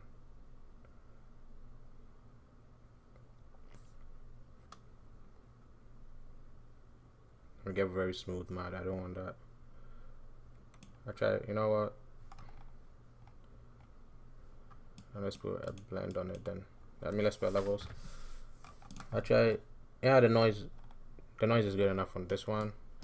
All we need to tweak now would be the mask.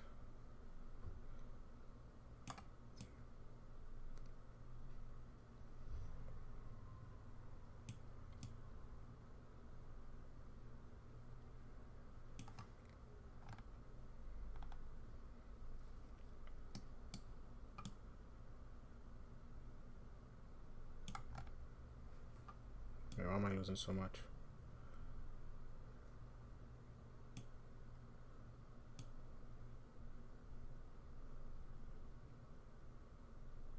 Wait, pause.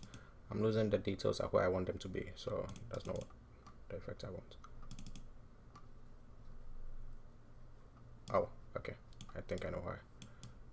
I think when I was Command Z and I kind of, yeah, when I was Command Z and I kind of went too far with it somewhere, but I forgot.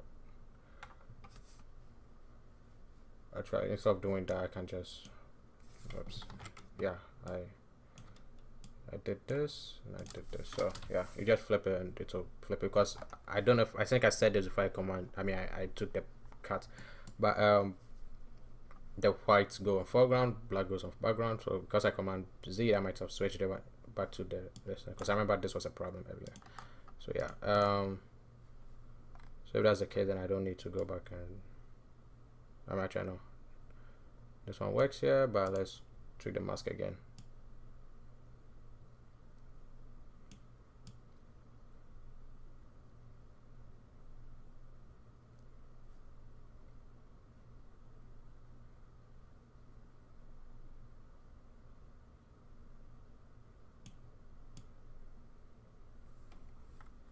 Actually, you know what? Let's keep this like this. Let's keep it like this. Now let's tweak the uniform blend.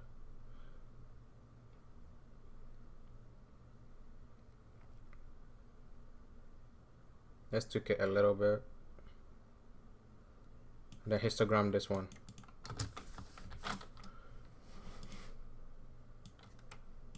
Oops. Okay, I didn't mean to. Let's create the histogram scan alone. Let's put this one 100%.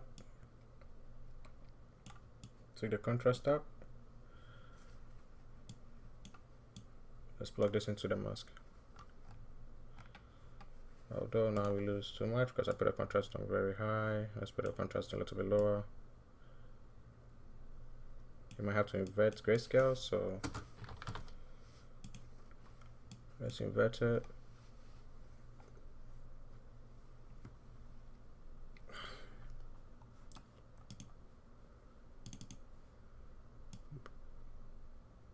Okay, we don't need to invert the grayscale then.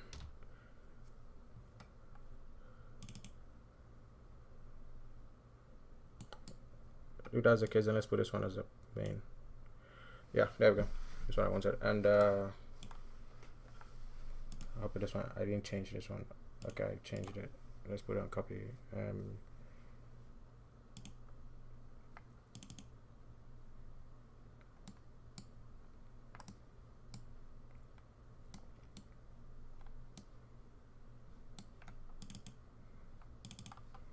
Right. Okay. So let's start blending them in with this one. Let's put a contrast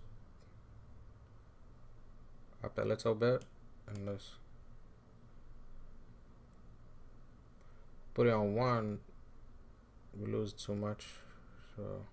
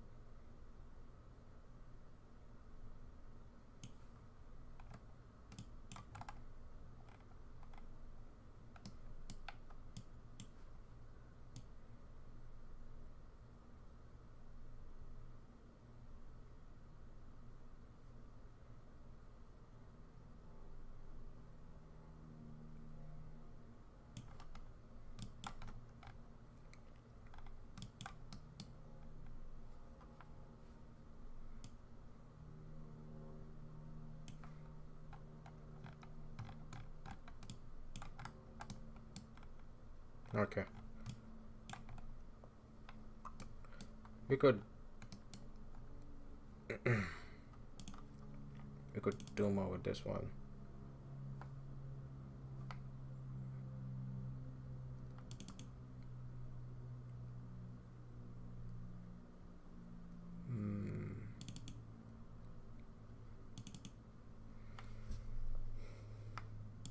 Let's tweak this one. Let's tweak this one a little bit so that we get some mud on some parts.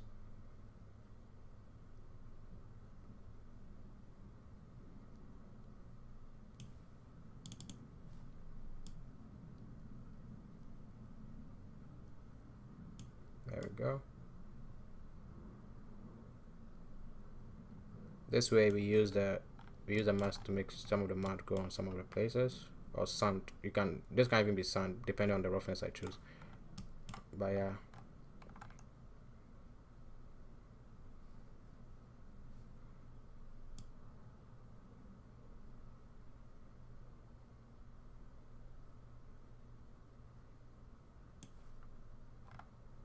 Yeah, this can be good. Oh boy, we did a lot more than I anticipated. Let's put this one here. Let's put this one here. Okay, I'm going to let's put this one down. Oh, these were the blends that I was experimenting with. I'm not going to delete them because they are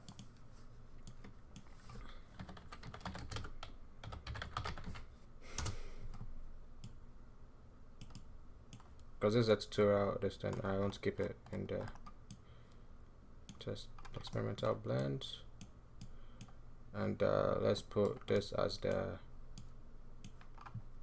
mud marks. Okay, I just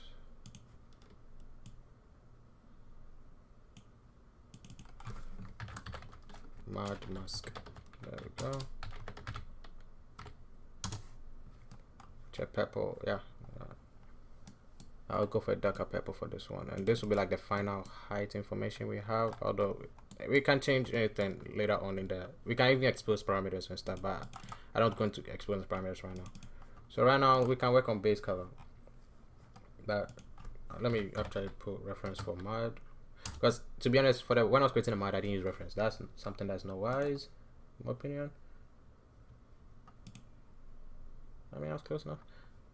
Yeah, although these ones have pebbles and stuff, but for pebbles you could basically do this a similar thing here, but I feel like the video will go longer if I create pebbles. I usually create like one pebble, use a tile generator or tile sampler, and then use a mask to dictate where the pebbles will go to, and I blend it on top of everything with either a height blend or the non-uniform system that we use right there. But I kind of showed you guys different ways, but yeah, I hope I explained that part properly. But I don't want this video to go on too long, so let's move on to a simple color. And actually this mud, I just looked this mud might look good for this one.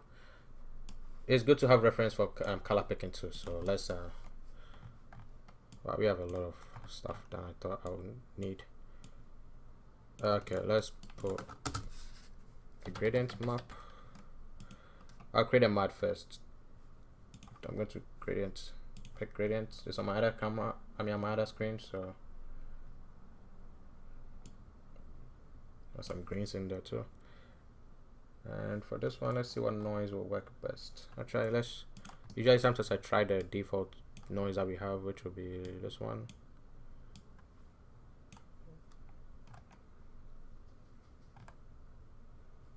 If that doesn't work, I try moisture.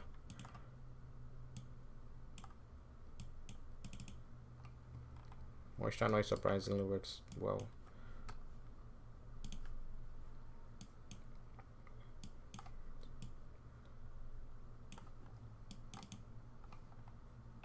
I want the colors to blend, but it seems that we have a lot of colors in here, which can be a problem from gradient picking. So you know, it's up to you to delete the colors that you don't want, or you think their uses are not that important. I'm going to keep the greens in there because I feel like it adds more variety to it. And actually, I'll confess right now, I'm kind of rushing at this part, so. Ooh, actually, we cancel. Oops, don't cancel. Even though I'm rushing, I'm still trying to keep it. Keep it true to how I'd actually usually work. So yeah, I don't want the green to be that much, so you can keep on tweaking stuff. And actually, let's flip this and see how it looks. Okay, I don't want that.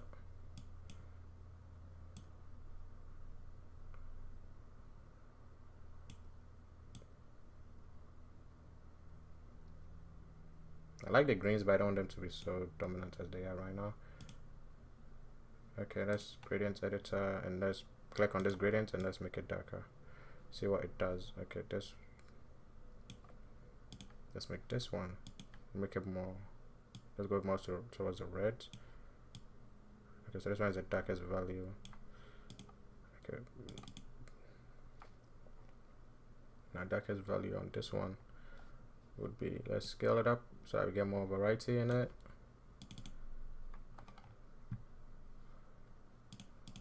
Then because I'm blurring it, might not be the best, but let's add the levels.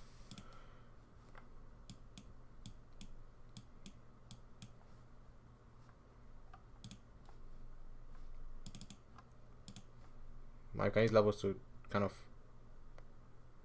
add some colors to it.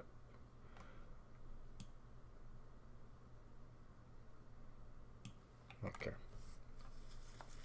I'll keep this as the mud right now. We will color correct with the HSL, which is hue, saturation, lightness. Now let's see how the mud will look like. Oh, by the way, one advantage of using height blend, in case you don't know, where did I put it? Blend, there we go, is you get, aside from the standard height, you also get height mask, but yeah, that's just something. So I'm going to use a histogram scan as the mask. Let's try using a histogram scan as a noise and see what happens to this. Yeah, blend. Okay, for the blend, firstly, for the default, before we blend, let's sorry, I think a lot, so sometimes I stutter when I talk, but for this rocks, I'm going to color pick from the reference, which, let me drag my screen. I'm going to be using this one, and I can color correct with the, whoops, I put it on the wrong part, there we go, with the HSL. So I'm going to gradient pick and try and be fancy and get as much color variation as I can. Didn't get enough, in my opinion. Sometimes if the image might be like, somebody might have put another color on top of it and overlaid, so you might lose some color variation. So I'm just going to add more color variation because we are going to be switching the colors of the rocks. With this, the more colors you have, the more more different colored rocks you have. And I'm just adding some different colors. Let's make one closer to gray. Okay, there we go.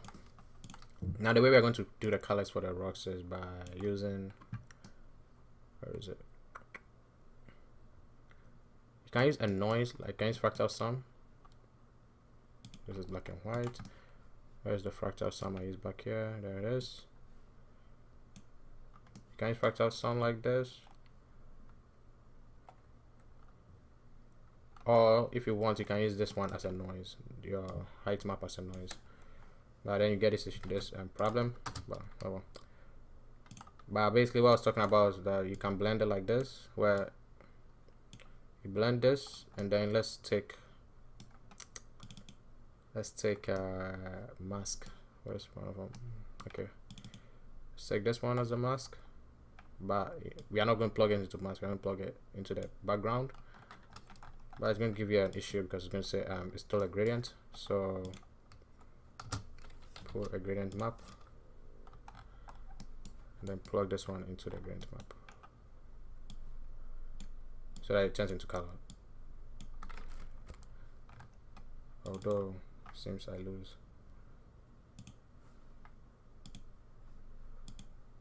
I'll do it this one. I'm going to push the white back so that we get close to our mask again. And for the mask, we use one of these ones, one of these. or you could create a new one because I don't want to lose that much color. Actually, did I delete any colors from here? I multiplied it and it kind of doesn't matter. Where is it? We put this as a mask. Hopefully this works the way I'm thinking it to work. It adds color variation to it, but because of our mask being weird, that's why you're not seeing it well. So let's add the levels to the masks so that we can turn down the black parts, make them closer to the white. But it seems that now it's not going to work because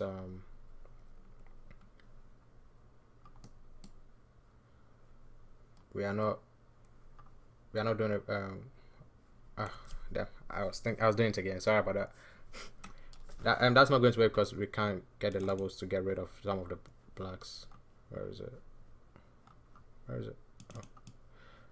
Yeah, it's because if they are 100% black or white, sometimes even levels has trouble getting rid of it. So I can make them gray, but then they'll be the same color. They'll still be the same color. So one way I'll be able to fix that would be, let's see, to look for one. You can blend two masks on top of each other to try and fix that. But wait, why is this one going all the way there? Oh, because I moved stuff around. Trying to see if there's something I can use as a mask.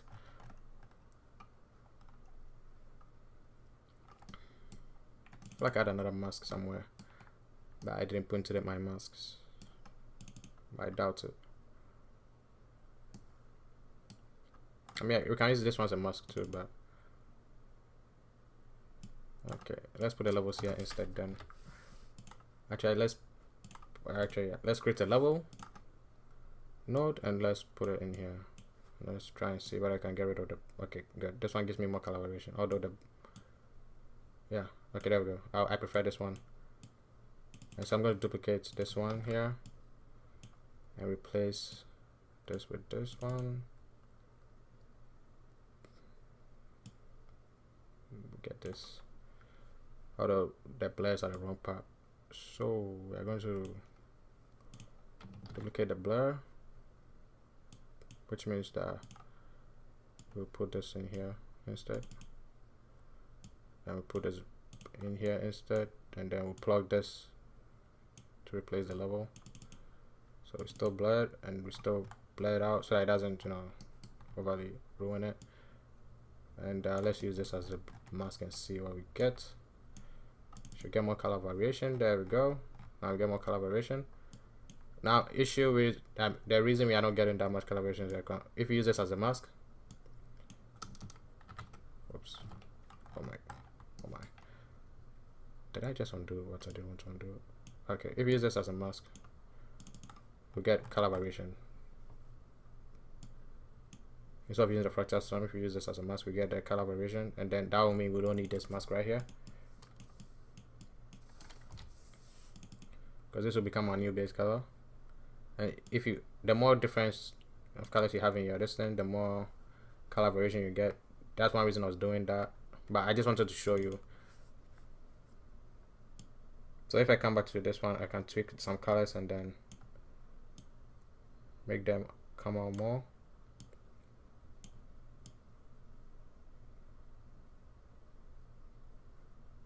And maybe adding like gradation to your colors.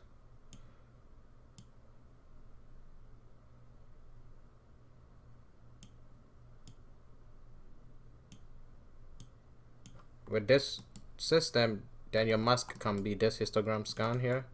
Oh, this one, because this time we just want our colors. So you just put this as your mask, but you take this one out. Oh wait, actually, you fixed it. Well, but usually this would be a waste. So this would be a waste. Optimization wise, this would be a waste. So instead, you put a uniform color node in there. Put it on grayscale. I'll try color. Make it white because I put it underneath. Usually, you put it on top, it will be black so that the rest don't take over. Actually, no, let's put it on black. Well, Alright. Yeah, I forgot. Yeah, I forgot I put it on the other side. So yeah, put it on black, and so now this will be a color variation. And let's say,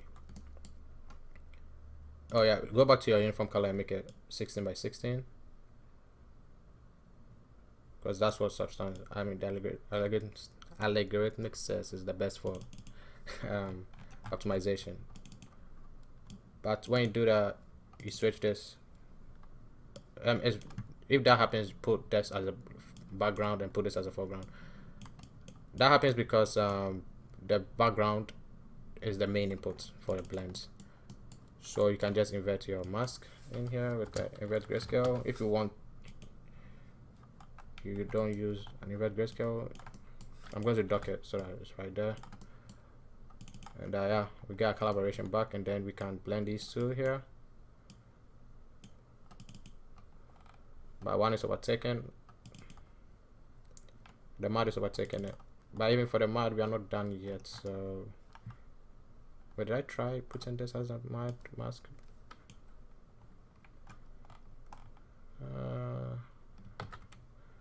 mean, that's not bad, but I'll keep this one in.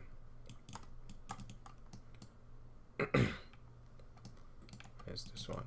We can use one of these ones as a mask. Although I feel like it to give me a bad. I'm going to try.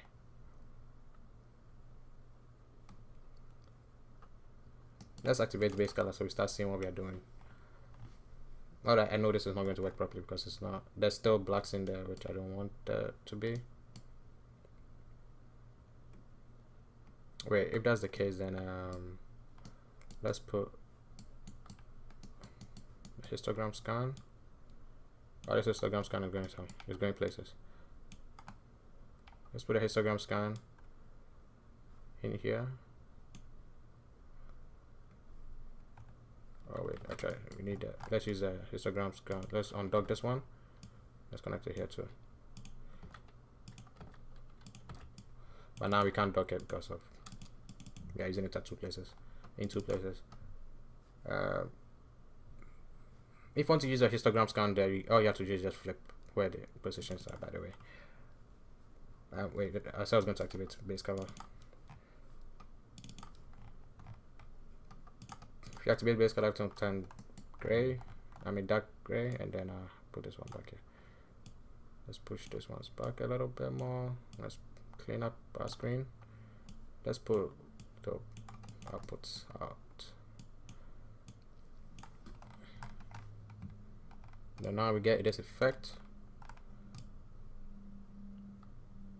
But the mud, yeah, the colors for the mud doesn't look right.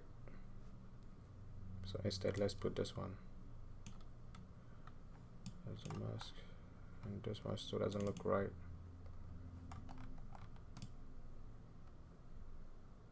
But also that might be because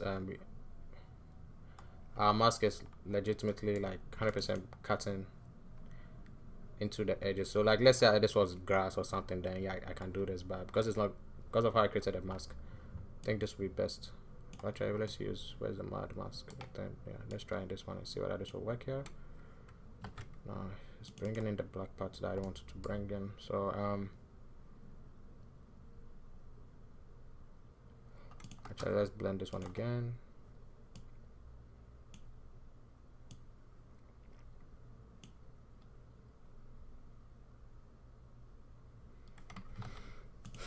Oh, I'm trying to use less nodes. Put this one as a mask, right? But then put this as a foreground. Put this as a background and see what we can do with this. Okay.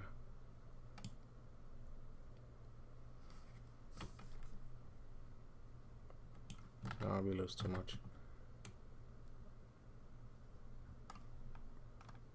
I'm trying to make the mud affected by this. Get a map. Oops, not gradient map. Blend. I'm out to blend more colors just to get a mud right. But for now, let's do this. Let's take the uniform color.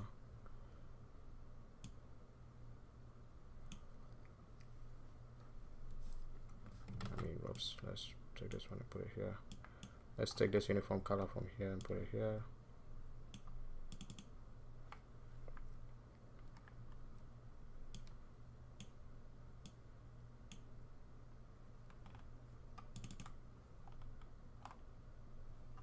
But then the colors are going to be the same, isn't it?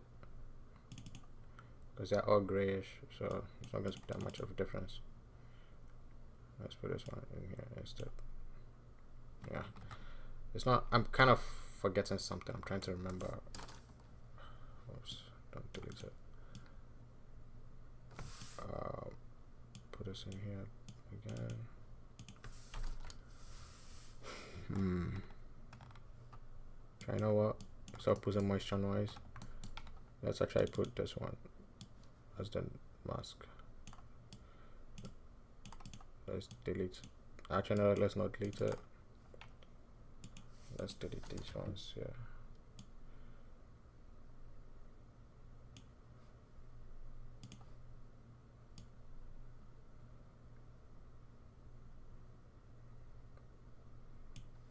Yeah, there we go. That should give us the mud that we want, and then now let's delete this one. Let's put this one in here instead.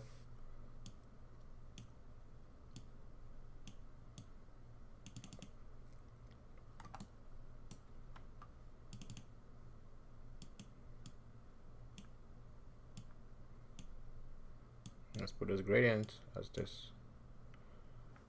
What do we lose? Why are we losing something? Okay, we are losing this because. Okay, then let's use this one as a mask then. And we are still getting the blacks that are in here.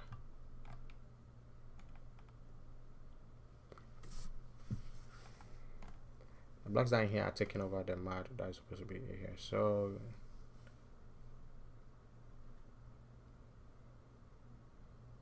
okay, let's see.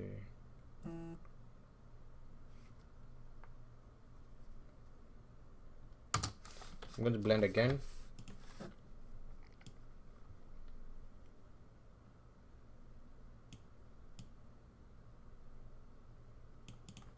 This time I'm going to use this mask.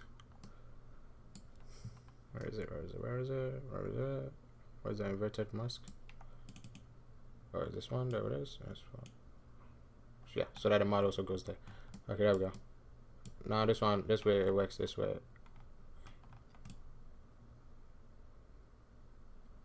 Okay, there we go. Wow.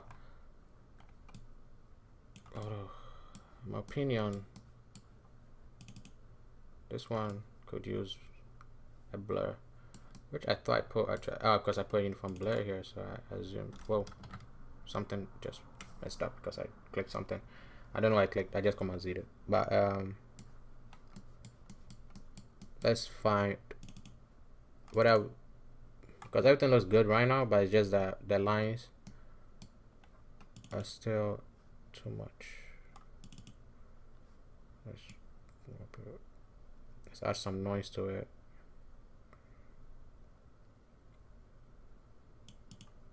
Let's multiply it.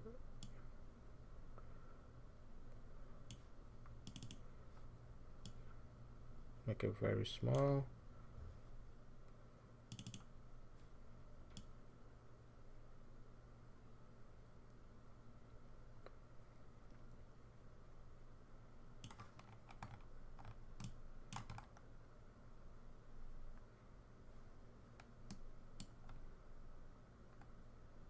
Yeah, now this could be like some kind of sand or something, but I'm going to make it. I'm going to take the roughness now.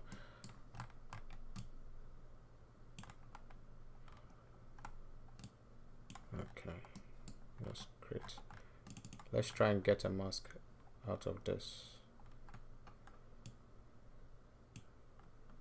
What are we using as a mask for this one? We're using this one. Let's see if we can histogram scan a histogram scan. Let's create a mask. So wherever is going will be the mask for now.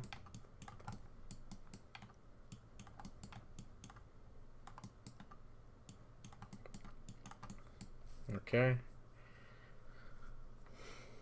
Wow. Okay. This is actually taking longer. Now, there's one reason I don't want to even add the pebbles, because even though the pebbles will be a quick one, but I wanted to get the colors down so that, because I know not everybody wants to sit through the whole video, so I just want to get some stuff, like the main points down, so in case somebody zones out, at least they zone out after the important parts, I guess. One thing, I'm going to blend and roughness together. So blend, put blends here.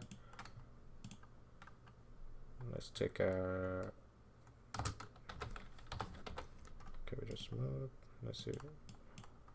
Oh, there. Curvature smooth doesn't work. Wait. Oh, so curvature smooth. I mean curvature. Oh, oh my. Sometimes I forget. I was wondering why it wasn't when I plugged into the height map instead of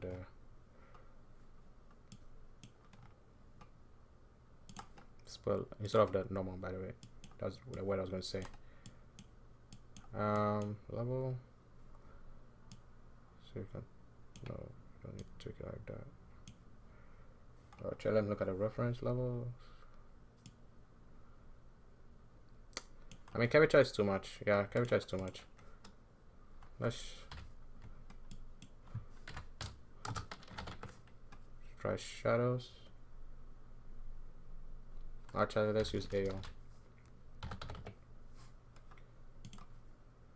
Forgot they renamed. I mean, they changed that node. So, although the AO also be too much because it's giving me the dents. Put on 16 samples. Actually, let's take the AO of the height map without the sand on it, so that we don't get an AO of the sand. Then let's tweak the height depth with this one.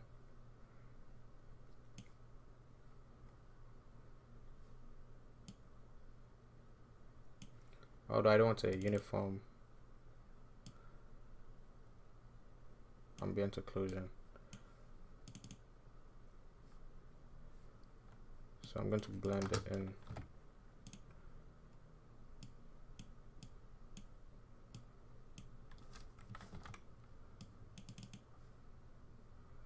With an ambient that is darker.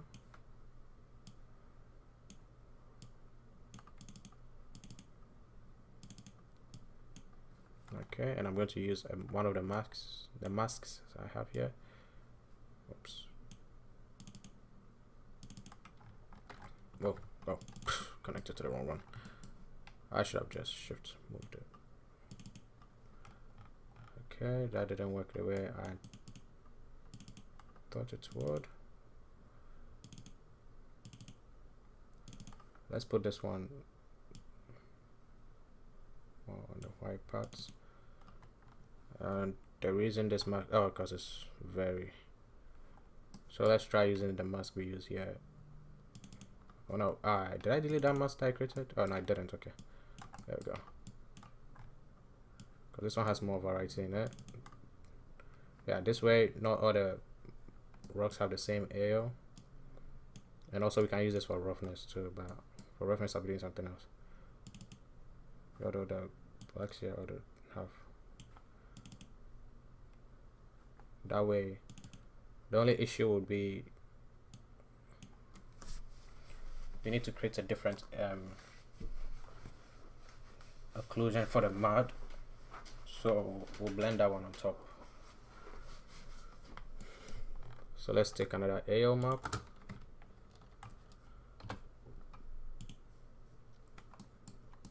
Pull it from the mud and see what we can get. This is very noisy. I don't want too much noise, so let's look for it without the noise.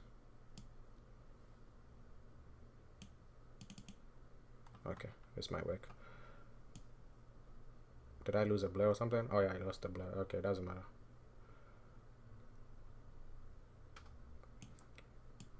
I'm just going to put it right here, even though it will move itself back. Whoops. Clicked on the wrong one. Oh well, I'll just shift and drag it in here and then move this one here. Okay, I feel like I put a blur back here already. No, I didn't. I put it. Okay, I just want to blur the AO a little bit.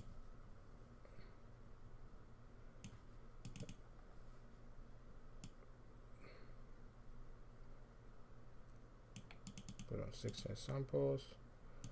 I'm not going to touch radius. I'll try it. I might.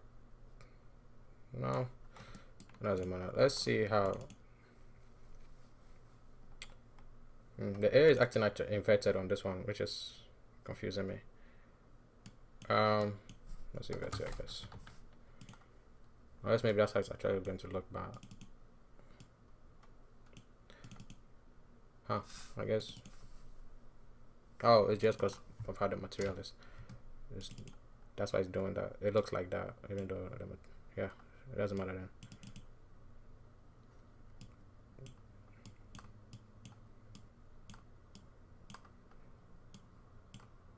Let's put these two together.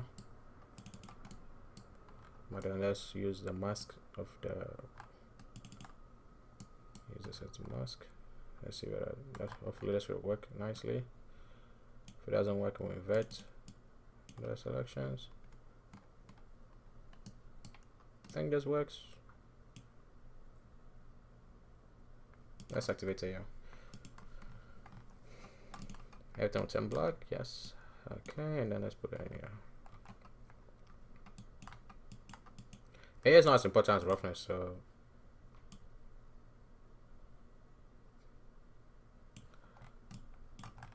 like A just adds a little bit more to the height information, so that's why. And with the AO I can move on to roughness. Although, what's this? What's this? This is the ambient occlusion with the levels. Why did I not connect this one? I don't know. Okay. Okay, now this is the. And actually I can use this as roughness too, but I'll have to change some stuff up.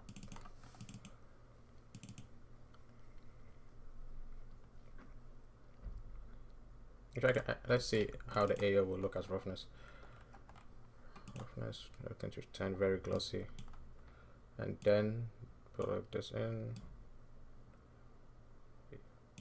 Okay, I like it, but for the roughness, I want this to be very dark. Try now. We don't want it to take over. Let's just create a levels node and then plug it in.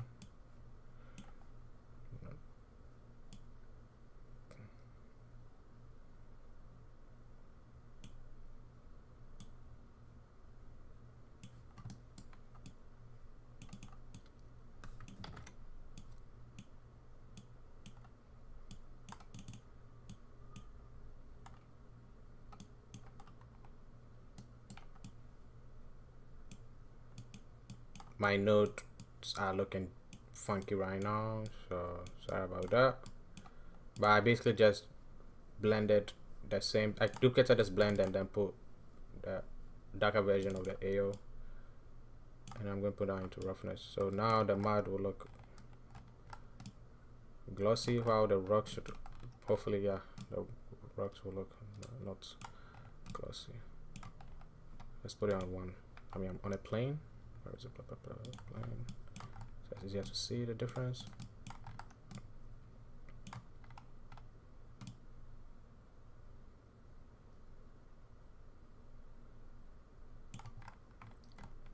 The only thing is that when I look at the MAD reference, now that like I'm actually looking at the reference, it doesn't have that much. I mean, it doesn't have. I mean, it has more lumps in it than I do.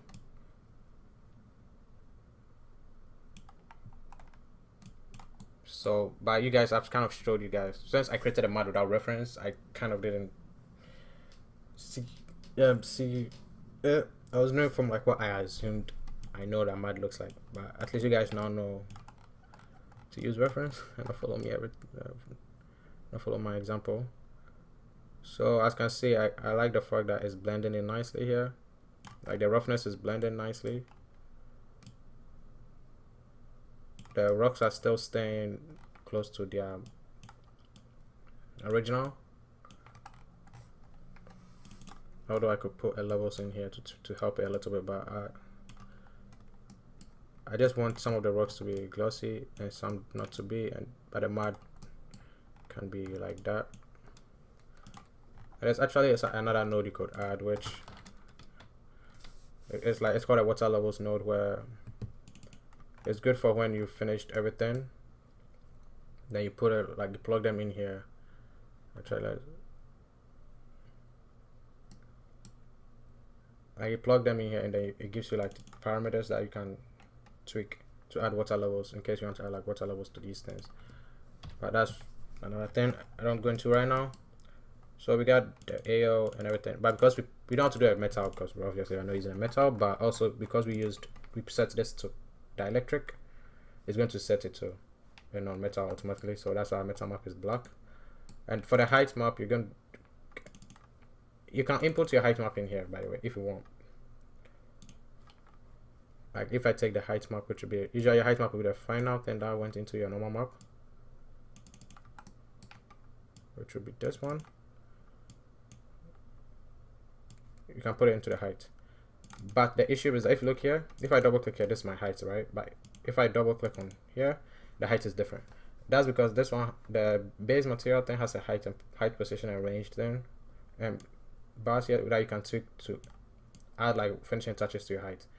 If you want to do that, you could do that. But if you don't want to go through all that trouble, like if you feel like you don't do all that extra work, you can instead drag this height into your final height, and now that height will be your final height, and you can go ahead and deactivate this, because this in the end will be the main input no matter what. So whatever connects to this will be the final. If I put this as a height, this will become the height. I hope I explained that one properly. My height looks different from the reference, but it looks close enough. Sorry, something distracted me when I looked at the reference again. Okay. And with the height, if you're on PC, you can tweak tessellation. So you go to default materials, default. I think it's definitions, and then you go to parallax occlusion by switching to tessellation. That gives you the ability to switch. I think, which one was it? Is it tessellation factor? I think it's that one. No, it's not. Then it's scale, I guess. Whoa. Let me switch it back to the default 4. It also takes a lot of. Is it scale? Yeah, it's scale. But I have a very uniform height map right now from what I'm seeing. Because if you look at it right now, everything is going up in one. Wait, is it? Yeah, my height map is very weird. So as you can see, it's tessellating in a weird way. But yeah, I'm just gonna put it back to parallax occlusion. And with parallax, if you tweak your height scale, you just get this. I think the default is 0 or something. Yeah. And also, if you want to increase the height of your rocks, you can do a normal blend where you take the normal from before, like it creates a normal. Whoops. You put it to whatever value, let's say 10. Then you take a normal combine node. This is like finishing touches kind of stuff. And you combine these two normals. It will add the normal here to this. So whatever value you have here, it will double the height of this one specifically. So if you look at the difference, if you look at this one, as soon as I add this one, the height will be different.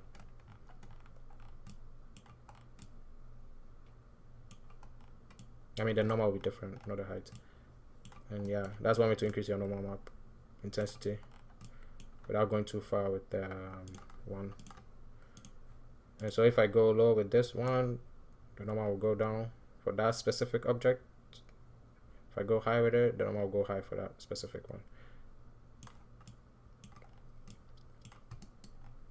But yeah, this I hope this video helped people out people learn more. Something new about substance. Well, I keep doing multiple things at the same time, so I keep on cutting myself off. But yeah, I just hope you learned something new at least from this video, and I hope I helped out.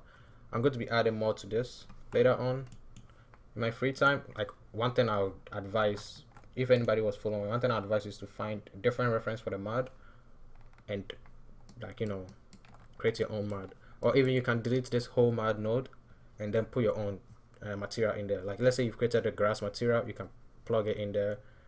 Like, you can instance the grass in here and just plug it into it. Or if you've created a snow material, you can put snow in here. That's one reason I like creating my materials this way. Like, if you throughout the whole thing, I made sure to ignore the middle parts. That's because I wanted this material to be able to be switched out. The only thing you might have to go back and switch is you can switch your color, but I showed you guys how to add color variation to your nodes. If I had more colors in here, I'll have more color variation, and if I had less colors, it will be more prominent colors, because I'm using like more colors, they'll be trying to gradate into each other, so even the orange doesn't pop out that much in the final. But I hope you learned. The main purpose of this one was I wanted to teach how, like, ways you can do this large rock pattern over here, and how you can blend different things into each other, ways you can work with colors, and some ways you can generate some grunge for your materials. And also, don't forget, I'm still in 1K, and so my details don't look good, they'll look different in the final. And another thing is also, in my opinion, you could go more with the mud, like how the mud blends into the rocks, because right now I'm not making it blend too much. Even though it's blending, it's not that much. So I could come back here and tweak the intensity. I'll try to go higher, but it seems that's not working because that's not working because the color values are too gradiated. So you can put levels in here. Oh, actually no, that's not. Oh, sorry, I thought I put this into the mask. Actually, I remember I created a histogram. But yeah, if I take the histogram,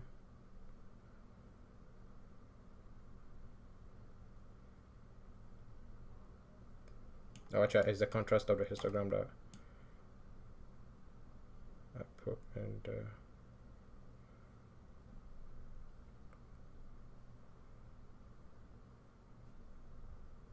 that's odd. Why is it not changing much? Let's put this on 1 and let's put this on 0. Oh, that's why. It's because I've already added the colors and other stuff, so I won't get what I want. But yeah, I showed you like different ways of blending stuff together. But as I said, in my opinion, the mud could blend more, because even I'm not blending it on top of the rocks properly, in my opinion.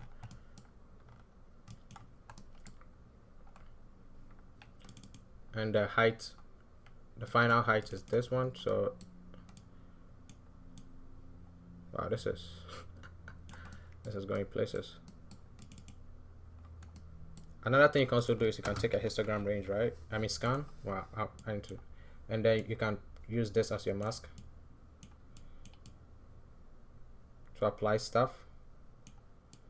So let's say I use this as the mask for I don't know, roughness. That's roughness. This one.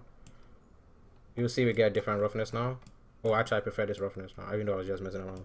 But yeah, now some of the rocks will have like the mad roughness on it, and then boom, there's different things you can do with substance, in my opinion. Like, it's one reason I like using the material, the software, and I like learning more. I'm not the best substance person, like, obviously, but I'm trying to share what I've learned so far, and hopefully I help somebody out. Even if it's just one person, I'm good enough. I'm good. So yeah, thanks for watching as usual, and please subscribe and hit the notification button. I'll get to editing this video. See you later.